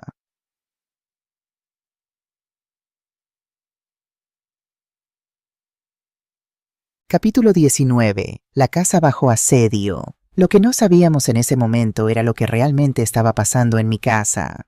Diego estaba en el salón de pie frente a un hombre que lo superaba en altura y en intimidación. El hombre se llamaba Ricardo Solís, 52 años, exmilitar. Ahora trabajaba como solucionador de problemas para gente rica con secretos que proteger. ¿Dónde está tu madre, Diego?, preguntó Ricardo con voz peligrosamente tranquila. Ya te lo dije, no lo sé. Se fue anoche después de la cena. No me dijo dónde iba. ¿Y no te parece extraño? ¿No te preocupa? Claro que me preocupa. Es mi madre. Ricardo se rió sin humor. Tu madre, la mujer a la que echaste de su propia casa en Nochebuena. Perdóname si dudo de tu preocupación. Diego se sonrojó. Eso fue un error. Estaba frustrado. No lo decía en serio. Pues tu esposa sí lo decía en serio. Ricardo se volvió hacia Sofía, que estaba sentada en el sofá pálida, pero tratando de mantener la compostura. ¿No es así, Sofía? No sé de qué hablas. Claro que lo sabes. Tu hermano Alberto me contrató. Me dijo que había una mujer vieja con documentos peligrosos, documentos que podrían arruinar a tu familia, y que necesitaban recuperarlos, por cualquier medio necesario. Ricardo, dijo Sofía con voz firme, solo se suponía que ibas a asustarla un poco, convencerla de que nos diera lo que necesitamos. Oh, eso es exactamente lo que planeo hacer. Pero primero necesito encontrarla. Ricardo se acercó a Diego. ¿Tienes alguna idea de dónde podría estar tu madre? ¿Amigos, familia? Diego negó con la cabeza. Ella no tiene mucha familia, solo nosotros. Y amigos, tal vez Mateo el vecino, pero... ¿Mateo quién? Mateo Ruiz. Vive en la casa de al lado, pero no creo que... Ricardo ya estaba saliendo por la puerta. Sofía se levantó histérica. Espera, no puedes simplemente... Pero Ricardo ya estaba tocando a la puerta de Mateo. No hubo respuesta. Ricardo volvió. No está. La casa está vacía. ¿Alguna otra idea? Diego estaba empezando a entender la gravedad de la situación. ¿Qué vas a hacerle a mi madre si la encuentras? Nada que no se haya hecho antes en tu familia, respondió Ricardo con frialdad. Tu suegro Eduardo entendía cómo manejar problemas como este. Tu suegra Isabel también. ¿Por qué crees que tu padre tuvo ese accidente hace tantos años? El mundo de Diego se detuvo. ¿Qué acabas de decir? Ay, ¿nadie te lo contó? Ricardo sonrió. Tu padre Antonio Rodríguez descubrió el fraude de construcción en el 95. Amenazó con ir a las autoridades. Eduardo no podía permitirlo, así que se organizó un accidente. Los frenos de su coche fallaron en una curva muy conveniente. Diego se volvió hacia Sofía horrorizado. ¿Tú sabías esto? Sofía no respondió, no negó, solo miró hacia otro lado. Y en ese momento Diego entendió. Su esposa no solo venía de una familia criminal. Su familia había matado a su padre, y él por codicia, por debilidad, había estado ayudándolos a atacar a su madre. Dios mío, susurró cayendo en el sofá. ¿Qué he hecho? Capítulo 20. La revelación de Luna. Mientras tanto, en un café pequeño, a 3 calles de distancia, Carlos intentaba calmar a Luna. La niña estaba temblando abrazando una taza de chocolate caliente que apenas había tocado. «¿Mi abuela va a estar bien?», preguntó por 10ª vez. «Va a estar bien», prometió Carlos. «Está con gente que la va a proteger. Abogados amigos. Y la policía ya va en camino a tu casa». «Carlos, mi papá, ¿crees que él también está en peligro?». Carlos no sabía qué decir. Probablemente sí. Pero, ¿cómo le dices eso? Eso a una niña de 9 años. La policía va a asegurarse de que todos estén bien. Luna lo miró con esos ojos grandes e inteligentes. «Carlos, tengo algo que mostrarte». Sacó su teléfono. Había estado grabando. «Anoche, después de que la abuela se fue, mis papás siguieron hablando. Bajé las escaleras y... grabé la conversación. No sabía qué más hacer». Carlos tomó el teléfono incrédulo. «¿Grabaste a tus padres? Necesitaba pruebas». «Para ayudar a la abuela, como en las películas». Carlos pulsó play. La voz de Sofía salió del pequeño altavoz. «Alberto tiene todo arreglado. El notario falso viene mañana. Firmamos los papeles como si fueran de Clara. Transferimos la casa a nombre de Diego. Y luego la vendemos rápido antes de que ella pueda hacer nada. Y los documentos viejos. Los del 95. Ricardo los encontrará. Ha registrado casas antes. Sabe lo que hace. Y si Clara no coopera, bueno, los accidentes pasan. Igual que pasó con Antonio. La grabación terminó. Carlos miró a Luna impresionado y asustado a la vez. Luna, esto es evidencia crucial. Tu abuela necesita escuchar esto. Y la policía también. ¿Podemos ir con ella? ¿Con mi abuela? Carlos lo pensó. Fernando había dicho que se quedaran donde estaban, pero esta grabación cambiaba todo. Sí, vamos, pero rápido. Capítulo 21. Convergencia. Todos los hilos se estaban juntando. En el despacho de Fernando Silva, el fiscal, un hombre serio llamado Jorge Mendizábal, llegó con 2 detectives. Fernando saludó. Hace mucho que no teníamos un caso interesante en Navidad. Fernando presentó las evidencias, los documentos de Antonio, las amenazas a Clara, el testimonio de Carlos. Esto es suficiente para órdenes de arresto inmediatas, dijo Mendizábal. Fraude, lavado de dinero, amenazas, posible homicidio en el caso del esposo. Dios mío, Fernando, esto es enorme. Lo sé, por eso lo llamé a usted. Necesitamos movimiento rápido antes de que destruyan evidencia o lastimen a alguien. Mis detectives van en camino a la casa ahora, y voy a pedir órdenes de arresto para Sofía Mendoza y Alberto Mendoza. Justo entonces Carlos entró corriendo al despacho con Luna. Señora Clara. Luna corrió a mis brazos. La abracé tan fuerte que probablemente le hice daño. Mi niña preciosa. ¿Estás bien? Abuela, tengo algo importante. Y nos mostró la grabación. Cuando terminó, el fiscal silbó bajo. Eso es confesión directa de conspiración criminal. Con esto y lo que ya tenemos, puedo arrestarlos a todos hoy mismo. Hagámoslo, dije con voz firme. Quiero que paguen, todos.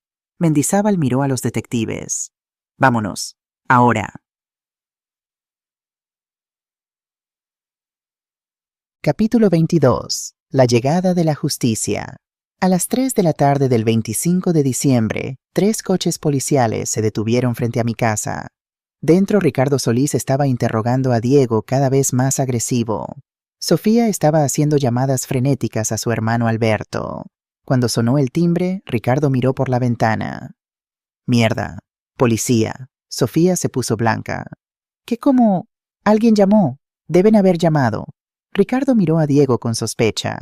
¿Fuiste tú? No, yo no. No he llamado a nadie. Pero ya era tarde. Los policías tocaron con fuerza. Policía Nacional, abran la puerta. Ricardo consideró huir por la puerta trasera, pero había más policías rodeando la casa. Sofía abrió la puerta con manos temblorosas. Sí, oficiales. El detective al mando mostró su placa.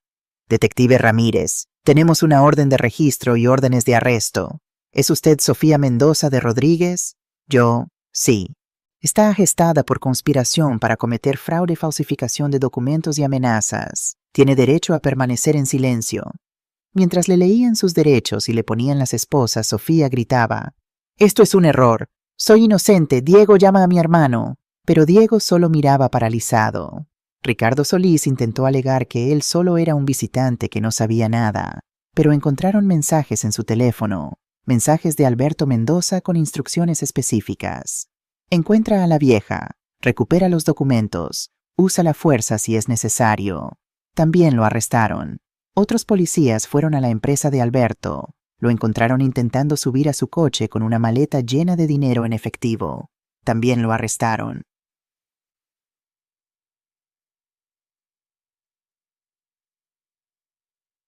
Capítulo 23. El regreso a casa. A las 5 de la tarde, Fernando Silva me llevó de vuelta a mi casa. Había cinta policial amarilla, había oficiales tomando fotografías, había técnicos buscando evidencia. Pero era mi casa, y podía volver. Diego estaba sentado en los escalones de entrada con la cabeza entre las manos. Cuando me vio llegar, se levantó. Quiso acercarse, pero se detuvo inseguro. Luna corrió hacia él. «Papá». Diego la abrazó llorando. «Perdón, mi amor. Perdón por todo». Yo me acerqué lentamente. «Mamá». Su voz se quebró.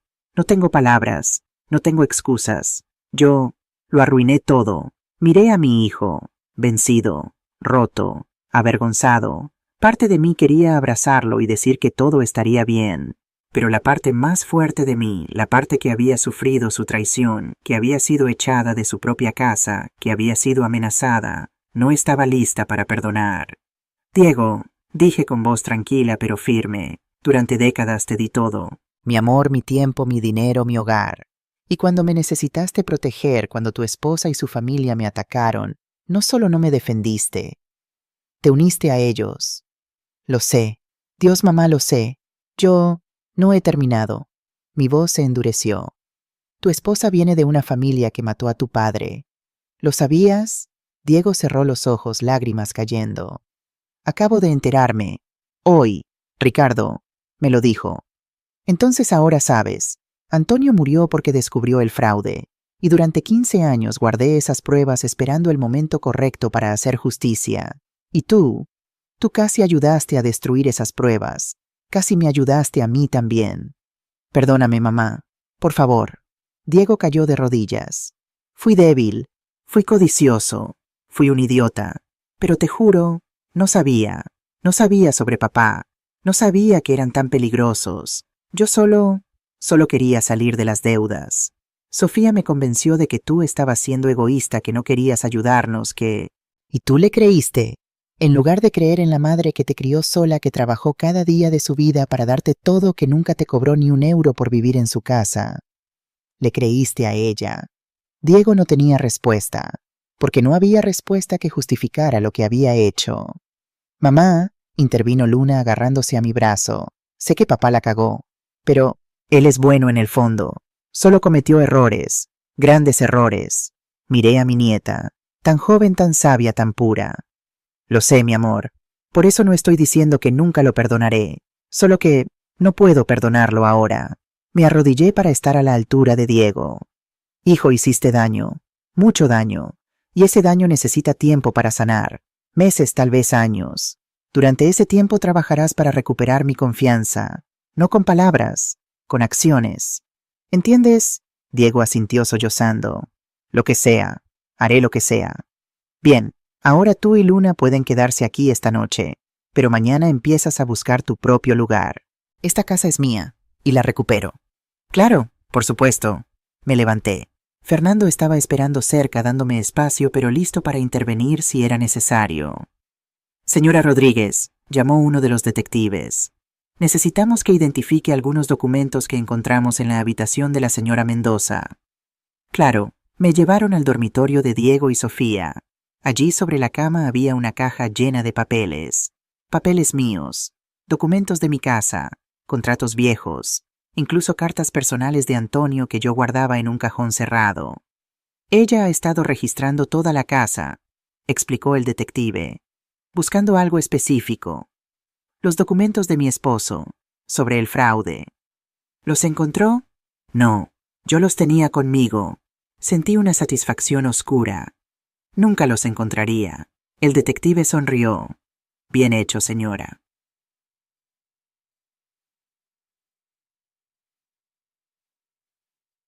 Capítulo 24. La noche de la victoria. Esa noche, después de que los policías terminaran, después de que Fernando se fuera prometiendo mantenerse en contacto, después de que Diego acostara a Luna en su habitación, me quedé sola en mi cocina. Mateo y Carlos vinieron a hacerme compañía. ¿Cómo te sientes?, preguntó Mateo sirviéndome un té. Exhausta, victoriosa, triste, aliviada, todo a la vez. Es normal, dijo Carlos. Has pasado por mucho. Gracias, Carlos, por todo, por ayudar a Luna, por escuchar, por ser valiente. Señora Clara, es lo menos que podía hacer. Bebimos té en silencio por un momento. Entonces, dijo Mateo, ¿qué sigue? El juicio. Fernando dice que con todas las pruebas que tenemos, Sofía, Alberto y Ricardo enfrentarán años de prisión, y el caso por la muerte de Antonio se reabrirá. Tal vez nunca podamos probar completamente que fue asesinato, ha pasado mucho tiempo, pero al menos la verdad saldrá. Y Diego, suspiré. Diego no será procesado. No estaba directamente involucrado en los crímenes graves, pero nuestra relación, eso va a tomar tiempo, mucho tiempo. Es lo justo, dijo Mateo. No puedes simplemente olvidar. No. Pero tampoco puedo olvidar que es mi hijo, que Luna lo necesita, que en algún lugar dentro de ese hombre débil todavía existe el niño bueno que crié. Mi teléfono sonó, un número desconocido, por un momento tensión, otra amenaza, pero cuando contesté era una voz de mujer, joven profesional. Señora Clara Rodríguez, sí. Soy Laura Castillo, productora de noticias de Canal Sur. Nos llegó información sobre su caso, el fraude de construcción de 1995, el asesinato de su esposo, la valentía con la que enfrentó a los criminales. Nos gustaría hacer un reportaje si usted está dispuesta. Creemos que es una historia que Andalucía necesita escuchar. Miré a Mateo y Carlos. Ellos asintieron. Sí, dije. Sí estoy dispuesta. La gente necesita saber la verdad. Las familias de las víctimas del fraude de 1995 necesitan saber que finalmente habrá justicia. Gracias, señora Rodríguez. La contactaremos mañana para coordinar detalles. Cuando colgué sentí algo que no había sentido en mucho tiempo. Paz, no completa. Todavía había dolor, todavía había heridas. Pero por primera vez en 15 años sentía que Antonio podría descansar. Y por primera vez en años sentía que yo también podría. Findle Apart Blue. Capítulo 25. 3 meses después. Marzo llegó a Sevilla con su luz dorada y sus primeras flores de primavera. Había pasado 3 meses desde aquella Nochebuena. 3 meses que se sintieron como 3 años. Estaba de pie frente al espejo de mi habitación poniéndome el collar de perlas que Antonio me regaló en nuestro 10º aniversario. Hoy era el primer día del juicio. Abuela, ¿estás lista? Luna apareció en la puerta también vestida formalmente. Falda azul marino, blusa blanca, el pelo recogido en una coleta alta. Casi mi amor. ¿Y tú? ¿Estás nerviosa? Un poco. Voy a testificar. Voy a mostrar la grabación. Me acerqué a ella, puse mis manos en sus hombros. Luna, eres la niña más valiente que conozco. Lo que hiciste aquella noche. Salvaste a tu abuela. Salvaste la verdad. Solo hice lo correcto. Exacto, y hoy vas a hacerlo de nuevo. Bajamos las escaleras juntas. En la cocina Mateo ya estaba preparando café. Se había convertido en una presencia constante en la casa estos meses, ayudándome con todo desde papeleo legal hasta simplemente hacerme compañía en las noches difíciles. Buenos días, guerreras, nos saludó. El desayuno está listo, tienen que comer bien. Va a ser un día largo. Nos sentamos a la mesa.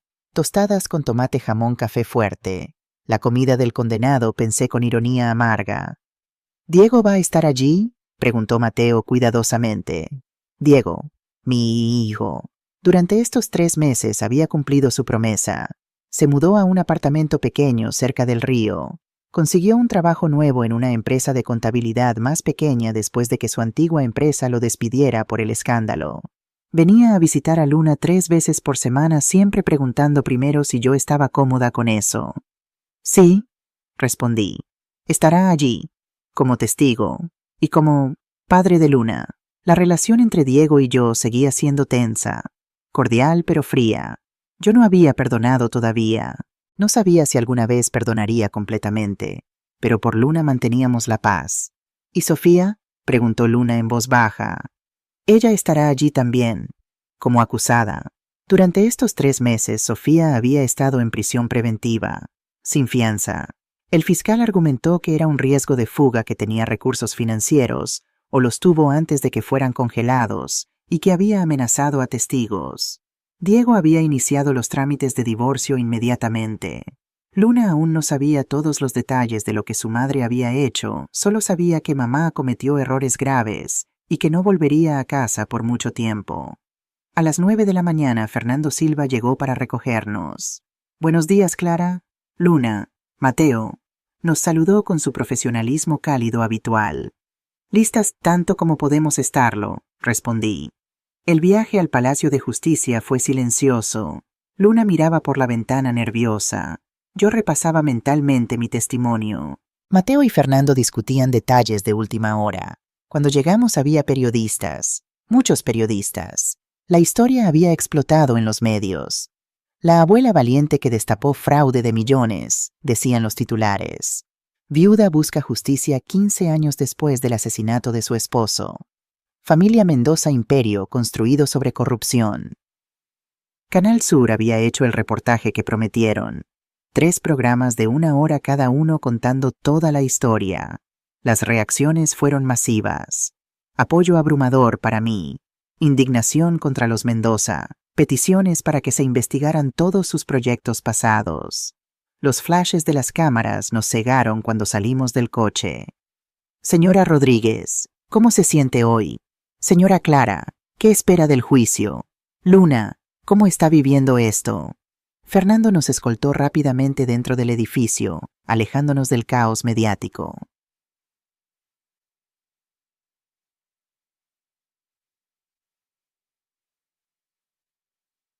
Capítulo 26. La sala del juicio. La sala de juicio era imponente. Techos altos, paredes de madera oscura, el escudo de España presidiendo desde arriba. Me senté en el banco de los testigos junto a Fernando. Luna estaba a mi otro lado, pequeña pero firme. Mateo y Carlos estaban en las filas de atrás junto con otras personas, vecinos del barrio, antiguos clientes de mi panadería, gente que había venido a mostrar apoyo. Del otro lado de la sala estaban los acusados. Sofía Mendoza, vestida con un traje gris conservador sin maquillaje, el pelo recogido severamente. Se veía más delgada, más pálida. Cuando nuestras miradas se cruzaron, ella no apartó la vista. Había desafío en sus ojos, pero también miedo. Alberto Mendoza estaba a su lado con expresión de furia contenida. Su abogado, un hombre caro en traje italiano, susurraba constantemente en su oído. Ricardo Solís estaba más lejos con su propia abogada. Él parecía curiosamente tranquilo, como si esto fuera solo otro día en la oficina. Y en una fila aparte estaban otros acusados. Funcionarios públicos que habían sido identificados en los documentos de Antonio. El notario corrupto que había intentado ayudar con las falsificaciones. Gente que pensaba que sus crímenes de décadas atrás habían quedado enterrados. La jueza entró. María Dolores Navarro, una mujer de unos 60 años con reputación de ser dura pero justa. «Buenos días», dijo con voz autoritaria. «Estamos aquí para el caso número 2473-2024. Estado versus Sofía Mendoza de Rodríguez, Alberto Mendoza, Torrealba, Ricardo Solís Campos y otros. Los cargos incluyen fraude, corrupción, lavado de dinero, falsificación de documentos, amenazas, intimidación de testigos y conspiración para cometer asesinato». Conspiración para cometer asesinato. Las palabras flotaron en el aire como trueno. El fiscal Jorge Mendizábal se levantó. Su señoría, la Fiscalía presentará evidencia contundente de que los acusados participaron en un esquema de fraude masivo en 1995, robando 30 millones de euros del Estado. Demostraremos que cuando Antonio Rodríguez descubrió este fraude, fue asesinado para silenciarlo. Y demostraremos que décadas después, cuando su viuda Clara Rodríguez amenazó con exponer estos crímenes, los acusados conspiraron para robarla e intimidarla y potencialmente eliminarla también. Muy dramático, señor fiscal, respondió la abogada de Alberto, una mujer de 40 y tantos, con una sonrisa de tiburón. Pero recordemos que estamos aquí por hechos, no por narrativas emocionales. Oh, tenemos hechos, respondió Mendizábal fríamente. Muchos hechos.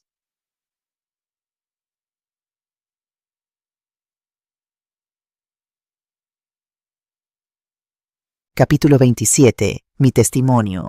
Me llamaron como primera testigo. Caminé al estrado con pasos firmes, aunque por dentro temblaba. Juré decir la verdad sobre la Biblia, me senté y miré directamente a la jueza.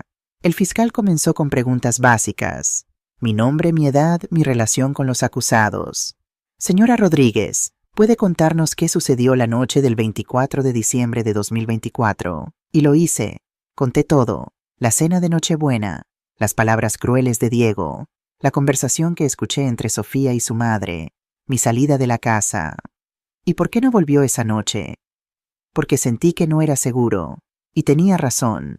Al día siguiente descubrí que un hombre llamado Ricardo Solís había ido a mi casa buscándome con intenciones violentas. La abogada de Sofía se levantó para contrainterrogar.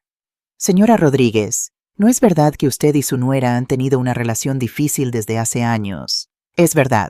¿Y no es verdad que usted nunca aceptó su matrimonio con su hijo? No es verdad. Al principio fui cordial. Intenté aceptarla, pero con el tiempo vi su verdadera naturaleza. Su verdadera naturaleza. La abogada sonrió. ¿O simplemente no podía aceptar que otra mujer ocupara un lugar importante en la vida de su hijo? Objeción, interrumpió Fernando. La abogada está haciendo suposiciones psicológicas sin fundamento. Aceptada, dijo la jueza. Señora Gutiérrez, ciñámonos a los hechos del caso. La abogada cambió de táctica. Señora Rodríguez, estos documentos que presenta como evidencia del fraude de 1995, los guardó durante 15 años. ¿Por qué no los presentó antes?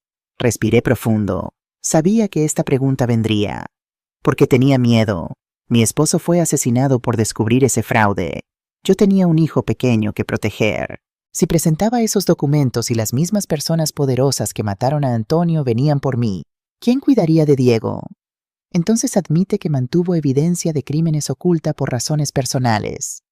Admito que prioricé la seguridad de mi hijo sobre la justicia. Cualquier madre habría hecho lo mismo. Hubo murmullos de aprobación en la sala. Varias mujeres asintieron. ¿Y no es conveniente que decidiera presentar estos documentos justo cuando tuvo un conflicto con su nuera sobre su casa? No fue por conveniencia, fue porque ellos me forzaron. Intentaron robarme mi casa, falsificaron documentos, me amenazaron. ¿Qué se suponía que hiciera? ¿Quedarme callada mientras me destruían igual que destruyeron a Antonio? Mi voz se había elevado. La jueza me miró con algo que parecía simpatía. Señora Rodríguez, por favor, mantenga la calma. Disculpe, su señoría. La abogada de Sofía siguió intentando desacreditarme durante media hora más, pero yo mantuve mi historia, porque era la verdad. La verdad no necesita ser embellecida ni cambiada. Cuando finalmente me permitieron bajar del estrado, estaba exhausta pero aliviada. La peor parte había terminado. Capítulo 28. El testimonio de Luna. Después de un receso llamaron a Luna. Mi nieta subió al estrado con valentía que rompía el corazón. Se veía tan pequeña en esa silla grande, pero su voz fue clara cuando juró decir la verdad. El fiscal fue gentil con ella. Luna, ¿puedes contarnos qué escuchaste la noche del 24 de diciembre? Escuché a mi mamá y a mi papá hablando. Decían cosas malas sobre mi abuela, sobre robar su casa. ¿Y qué hiciste? Grabé la conversación en mi teléfono. ¿Por qué hiciste eso? Luna miró directamente a su madre. Sofía apartó la vista. Porque sabía que estaba mal. Sabía que mi abuela necesitaba ayuda. Y en las películas, cuando alguien necesita ayuda, reúnes pruebas. Hubo risas suaves en la sala. Incluso la jueza sonrió. El fiscal presentó la grabación. La sala entera escuchó en silencio mientras la voz de Sofía llenaba el espacio. Alberto tiene todo arreglado. El notario falso viene mañana. Ricardo los encontrará. Los accidentes pasan.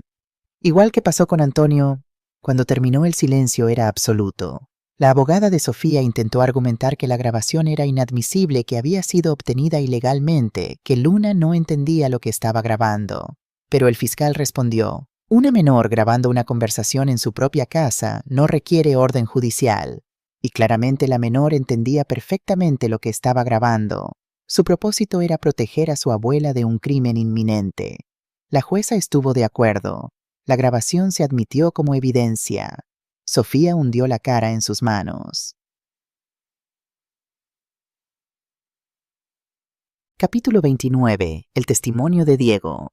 Luego llamaron a Diego. Mi hijo subió al estrado con aspecto de hombre derrotado. Había perdido peso en estos meses. Tenía ojeras profundas. Parecía haber envejecido 10 años. Señor Rodríguez, comenzó el fiscal, ¿usted conocía los planes de su esposa para robar la casa de su madre? Diego cerró los ojos. Sí, sí lo sabía. Murmullos en la sala. ¿Y participó en esos planes? Al principio, sí. Sofía me convenció de que era lo mejor, que mi madre era mayor, que necesitaba cuidados, que nosotros necesitábamos estabilidad financiera. Su voz se quebró. Pero no sabía sobre el fraude de 1995. No sabía que su familia había matado a mi padre. ¿Cuándo se enteró? El día de Navidad, cuando Ricardo Solís vino a la casa y lo dijo. Y entonces todo cambió. Me di cuenta de que había sido un idiota, un cobarde, que había traicionado a la única persona que siempre me había amado incondicionalmente. Diego me miró. Lágrimas corrían por su rostro. Mamá, lo siento, sé que no es suficiente. Sé que las palabras no borran lo que hice. Pero lo siento. Con cada parte de mi ser lo siento. Quise correr hacia él. Quise abrazarlo y decirle que estaba perdonado. Pero no lo hice, porque perdonar no significaba olvidar. Y él necesitaba entender completamente las consecuencias de sus acciones. El abogado de Alberto contrainterrogó. Señor Rodríguez, ¿no es verdad que usted tiene resentimiento hacia mi cliente porque su matrimonio fracasó? No, mi matrimonio fracasó porque descubrí que me casé con una criminal. ¿Y no es verdad que está testificando contra su esposa para salvar su propio pellejo, para evitar ser procesado usted mismo? Estoy testificando porque es lo correcto. Y si merezco ser procesado, que así sea. Pero no voy a dejar que gente inocente sufra por mi silencio. Ya lo hice una vez. No lo haré de nuevo. Hubo respeto en los ojos del fiscal cuando Diego bajó del estrado. Capítulo 30. Los documentos hablan. Durante los siguientes días, el fiscal presentó los documentos de Antonio uno por uno. Contratos falsos, facturas infladas, transferencias a empresas fantasma, fotografías de edificios construidos con materiales baratos y peligrosos. Trajeron expertos. Un ingeniero explicó cómo los edificios de 1995 eran estructuralmente inseguros. Un contador forense mostró cómo el dinero había sido lavado a través de múltiples países. Un investigador privado que Fernando había contratado presentó evidencia de que el accidente de Antonio había sido sabotaje. El mecánico que trabajó en su coche la semana antes de su muerte había recibido 50,000 pesetas, unos 300 euros, de una cuenta vinculada a Eduardo Mendoza. Trajeron testigos. Familias que habían vivido en los edificios defectuosos de 1995, que habían visto grietas en las paredes, que habían experimentado inundaciones y problemas eléctricos. Una mujer lloró mientras contaba cómo su hijo de 3 años casi murió cuando parte del techo se derrumbó. Nos prometieron casas dignas, sollozó. Nos dieron trampas mortales. Cuando el fiscal presentó la lista completa de víctimas, 200 familias que habían sido defraudadas, algunos miembros del jurado tenían lágrimas en los ojos. Alberto intentó defenderse. Su abogada argumentó que él era joven en 1995, que solo seguía órdenes de su padre, que no entendía la magnitud del fraude. Pero el fiscal tenía emails de 2015. Alberto organizando pagos a Ricardo Solís. Alberto discutiendo eliminar problemas como su padre lo había hecho. Su padre puede estar muerto, dijo el fiscal, pero usted continuó su legado criminal. Sofía intentó una defensa diferente, que ella no sabía nada del fraude original, que solo quería ayudar a su esposo con sus deudas, que las amenazas contra mí fueron malentendidos. Pero la grabación de Luna destruyó esa defensa. Y luego Carlos testificó sobre las conversaciones que había escuchado, sobre las instrucciones de Alberto a Ricardo. Encuentra a la vieja, había dicho Alberto en la grabación que Carlos hizo con su teléfono. Recupera los documentos, no me importa cómo. Ricardo Solís sorprendentemente confesó. Su abogada le aconsejó que cooperara a cambio de una sentencia reducida. Así que Ricardo contó todo. Cómo Eduardo Mendoza lo había contratado en 1998 para resolver el problema Antonio. Cómo había cortado los cables de freno del coche de Antonio. Cómo había recibido 100,000 pesetas y una promesa de más trabajo en el futuro. Cómo décadas después Alberto lo había contactado de nuevo, para el mismo tipo de trabajo, contra la misma familia. Ellos me dijeron que era solo una vieja terca, dijo Ricardo con voz monótona. Que sería fácil, asustarla, tal vez un pequeño accidente, nada que no hubiera hecho antes. El silencio en la sala era ensordecedor.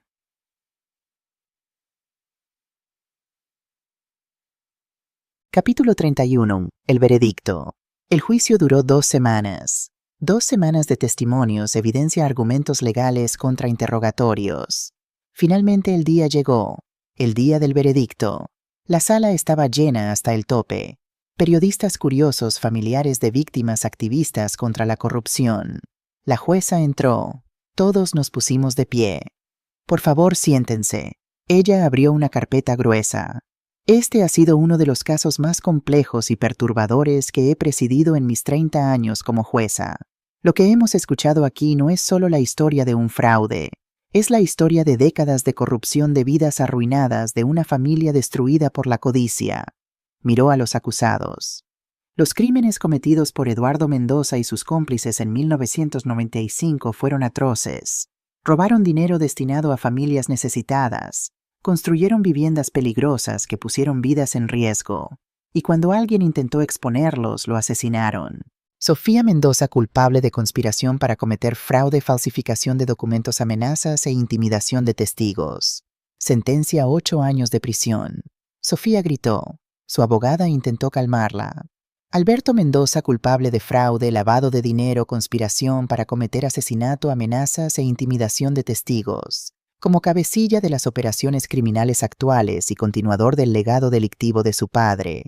Sentencia a 18 años de prisión. Alberto se puso de pie furioso. «Esto es injusto, yo no maté a nadie». «Señor Mendoza, siéntese o será removido de la sala», ordenó la jueza fríamente. Ricardo Solís, culpable de asesinato en primer grado de Antonio Rodríguez, intento de extorsión, amenazas. A pesar de su cooperación, la gravedad de sus crímenes no permite clemencia. Sentencia a 25 años de prisión sin posibilidad de libertad condicional durante 15 años. Ricardo ni siquiera reaccionó, solo asintió como si lo hubiera esperado. Los otros acusados funcionarios, el notario corrupto, recibieron sentencias de entre 3 y 10 años, dependiendo de su nivel de participación. Además, continuó la jueza, ordeno la confiscación de todos los bienes adquiridos con fondos procedentes del fraude. Estos fondos serán utilizados para compensar a las víctimas del fraude de 1995 y a la familia Rodríguez. Se volvió hacia mí. Señora Rodríguez, quiero decirle algo personalmente. Lo que hizo requirió un coraje extraordinario. Guardar esa evidencia durante 15 años esperando el momento correcto, protegiendo a su hijo. Y luego, cuando su propia familia la traicionó, encontrar la fuerza para luchar no solo por usted misma, sino por todas las víctimas de este fraude. Es usted un ejemplo de dignidad y justicia. Las lágrimas corrían por mi rostro. Su esposo Antonio sería muy orgulloso.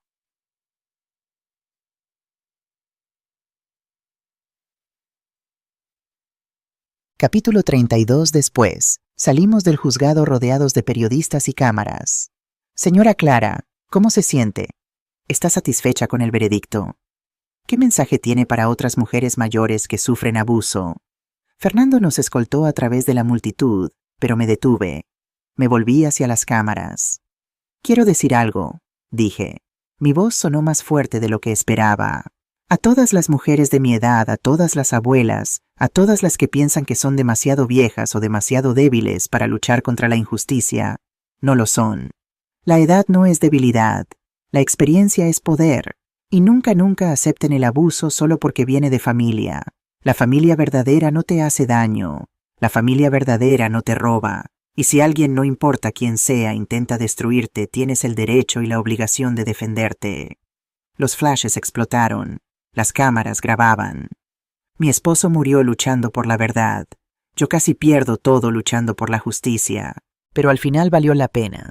Porque la verdad siempre importa, la justicia siempre importa, y nunca es tarde para hacer lo correcto. Aplausos. En la calle, gente que había estado observando comenzó a aplaudir. Una mujer mayor se acercó con lágrimas en los ojos. «Gracias», susurró. «Mi hijo intentó quitarme mi casa el año pasado. Pensé que no podía hacer nada, pero después de ver su historia, presenté una denuncia. Y gané. La abracé. Me alegro tanto. Nunca se rinda». Más gente se acercó. Historias similares. Abuelos robados por hijos codiciosos. Ancianos abusados financieramente. Todos encontrando valor en mi historia. Capítulo 33. Un año después. Epílogo. Un año después. Navidad de 2025.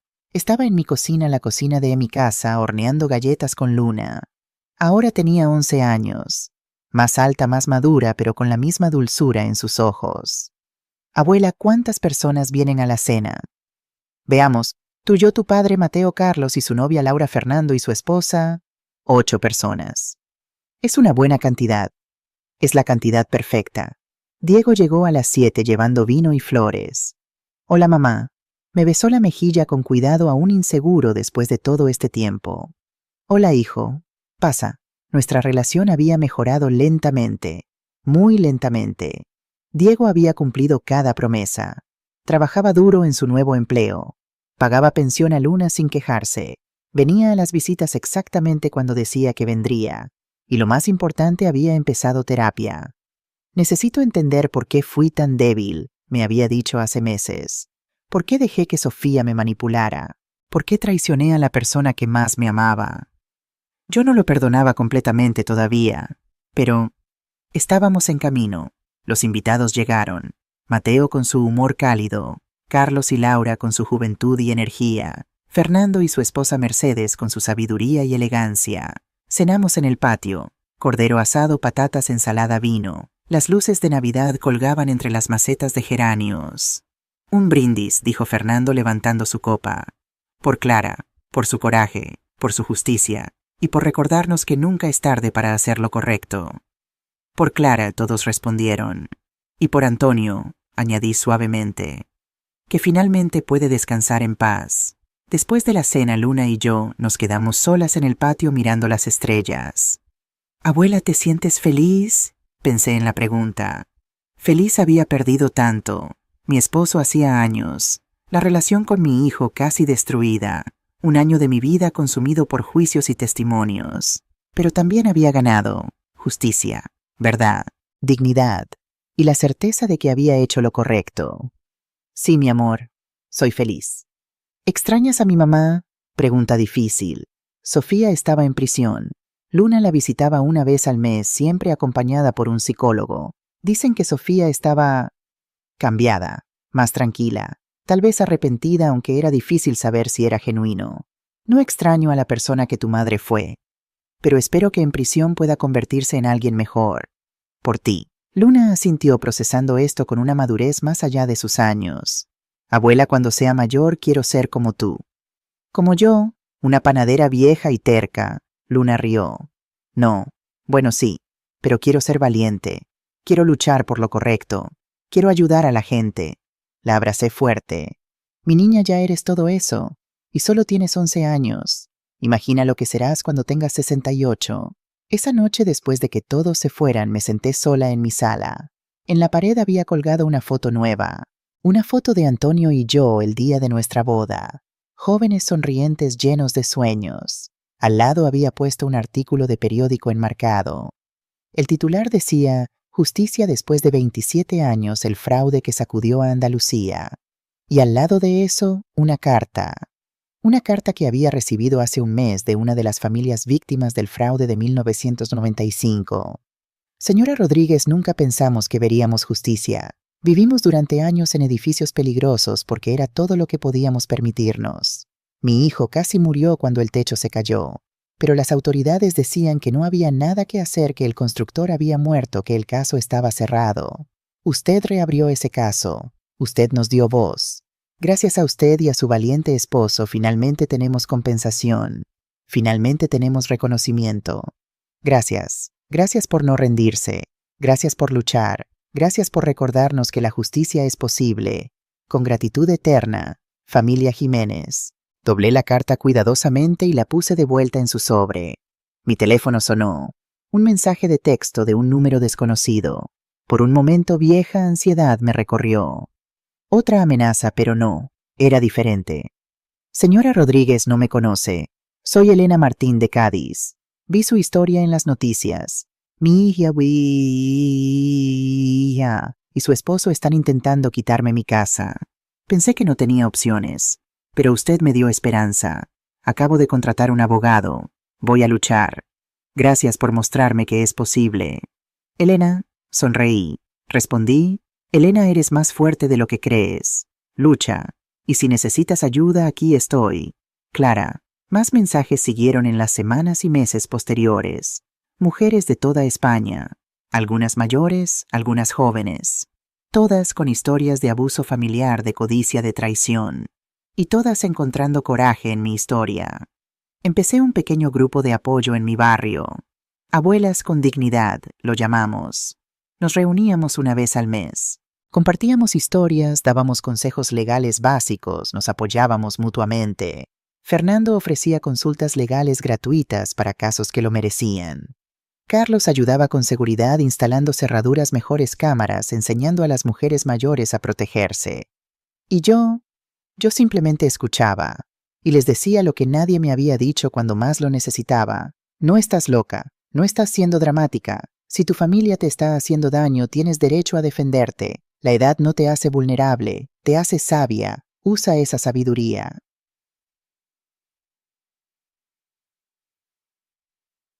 Epílogo final 2 años después, diciembre de 2026. 70 años. Estaba cumpliendo 70 años. Luna organizó una fiesta sorpresa. Llenó mi patio de gente, vecinos, clientes de la panadería, miembros de Abuelas con Dignidad, reporteros que cubrieron mi historia, incluso algunos de los miembros del jurado de mi caso que se habían vuelto amigos. Sorpresa, me reí. Sorpresa, Luna, vi los globos escondidos en el armario esta mañana. Bueno, se supone que debes fingir sorpresa. Diego estaba allí más relajado ahora. Nuestra relación nunca sería lo que fue antes, ese nivel de confianza estaba permanentemente dañado, pero habíamos encontrado un nuevo equilibrio. Éramos familia, pero con límites. Con respeto mutuo ganado a pulso. Mateo hizo un brindis. A Clara, la mujer más terca, más valiente, más noble que conozco. Que vivas hasta los 110. Dios me libre, respondí. Con 70 tengo suficiente drama para toda una vida. Fernando se acercó más tarde cuando la fiesta estaba terminando. Clara, hay algo que quiero que sepas. El dinero recuperado del fraude. Hemos compensado a todas las víctimas identificadas, pero quedó un excedente considerable. Y el juzgado decidió que parte de ese dinero debería ir a ti y a Luna, como compensación por Antonio por todo lo que sufriste. No quiero dinero sucio. No es sucio, es justicia. Es compensación legal por daños sufridos, y puedes usarlo para algo bueno. Pensé en ello. ¿Cuánto? 200.000 euros. Una suma considerable. Quiero crear una fundación, Fundación Antonio Rodríguez, para ayudar a mujeres mayores víctimas de abuso familiar. Fondos legales, refugios temporales, apoyo psicológico. Fernando sonrió. Eso es exactamente lo que esperaba que dijeras. Ya redacté los papeles. La Fundación Antonio Rodríguez se inauguró en febrero de 2027. En el primer año ayudamos a 43 mujeres. En el segundo año, 112. Las historias eran terribles y hermosas a la vez. Terribles por el abuso que estas mujeres habían sufrido. Hermosas por su resiliencia, su coraje, su determinación de no dejarse vencer. Luna, ahora con 13 años, era voluntaria en la fundación cada sábado. Algún día, me dijo, voy a ser abogada, como Fernando, y voy a defender a abuelas como tú. ¿Ya defiendes a abuelas como yo?, le respondí. Lo has estado haciendo desde que tenías 9 años.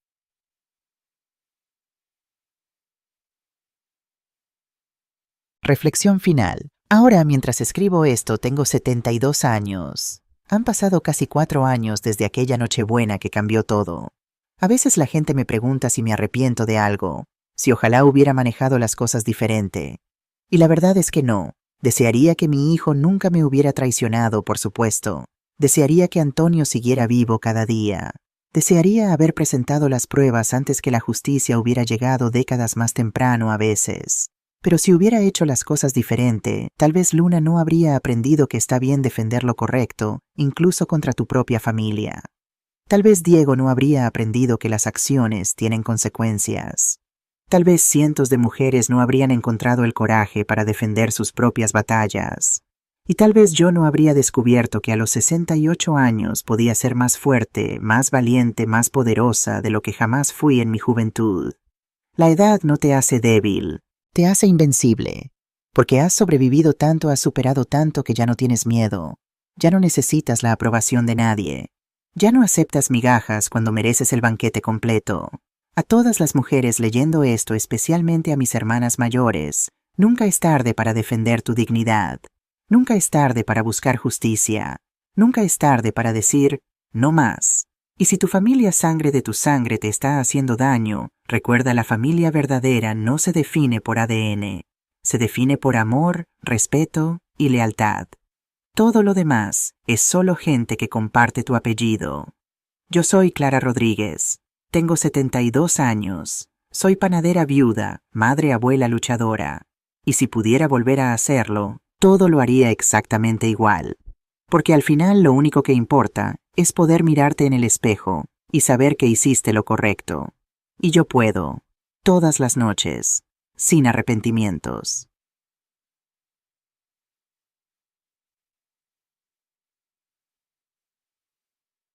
Finn.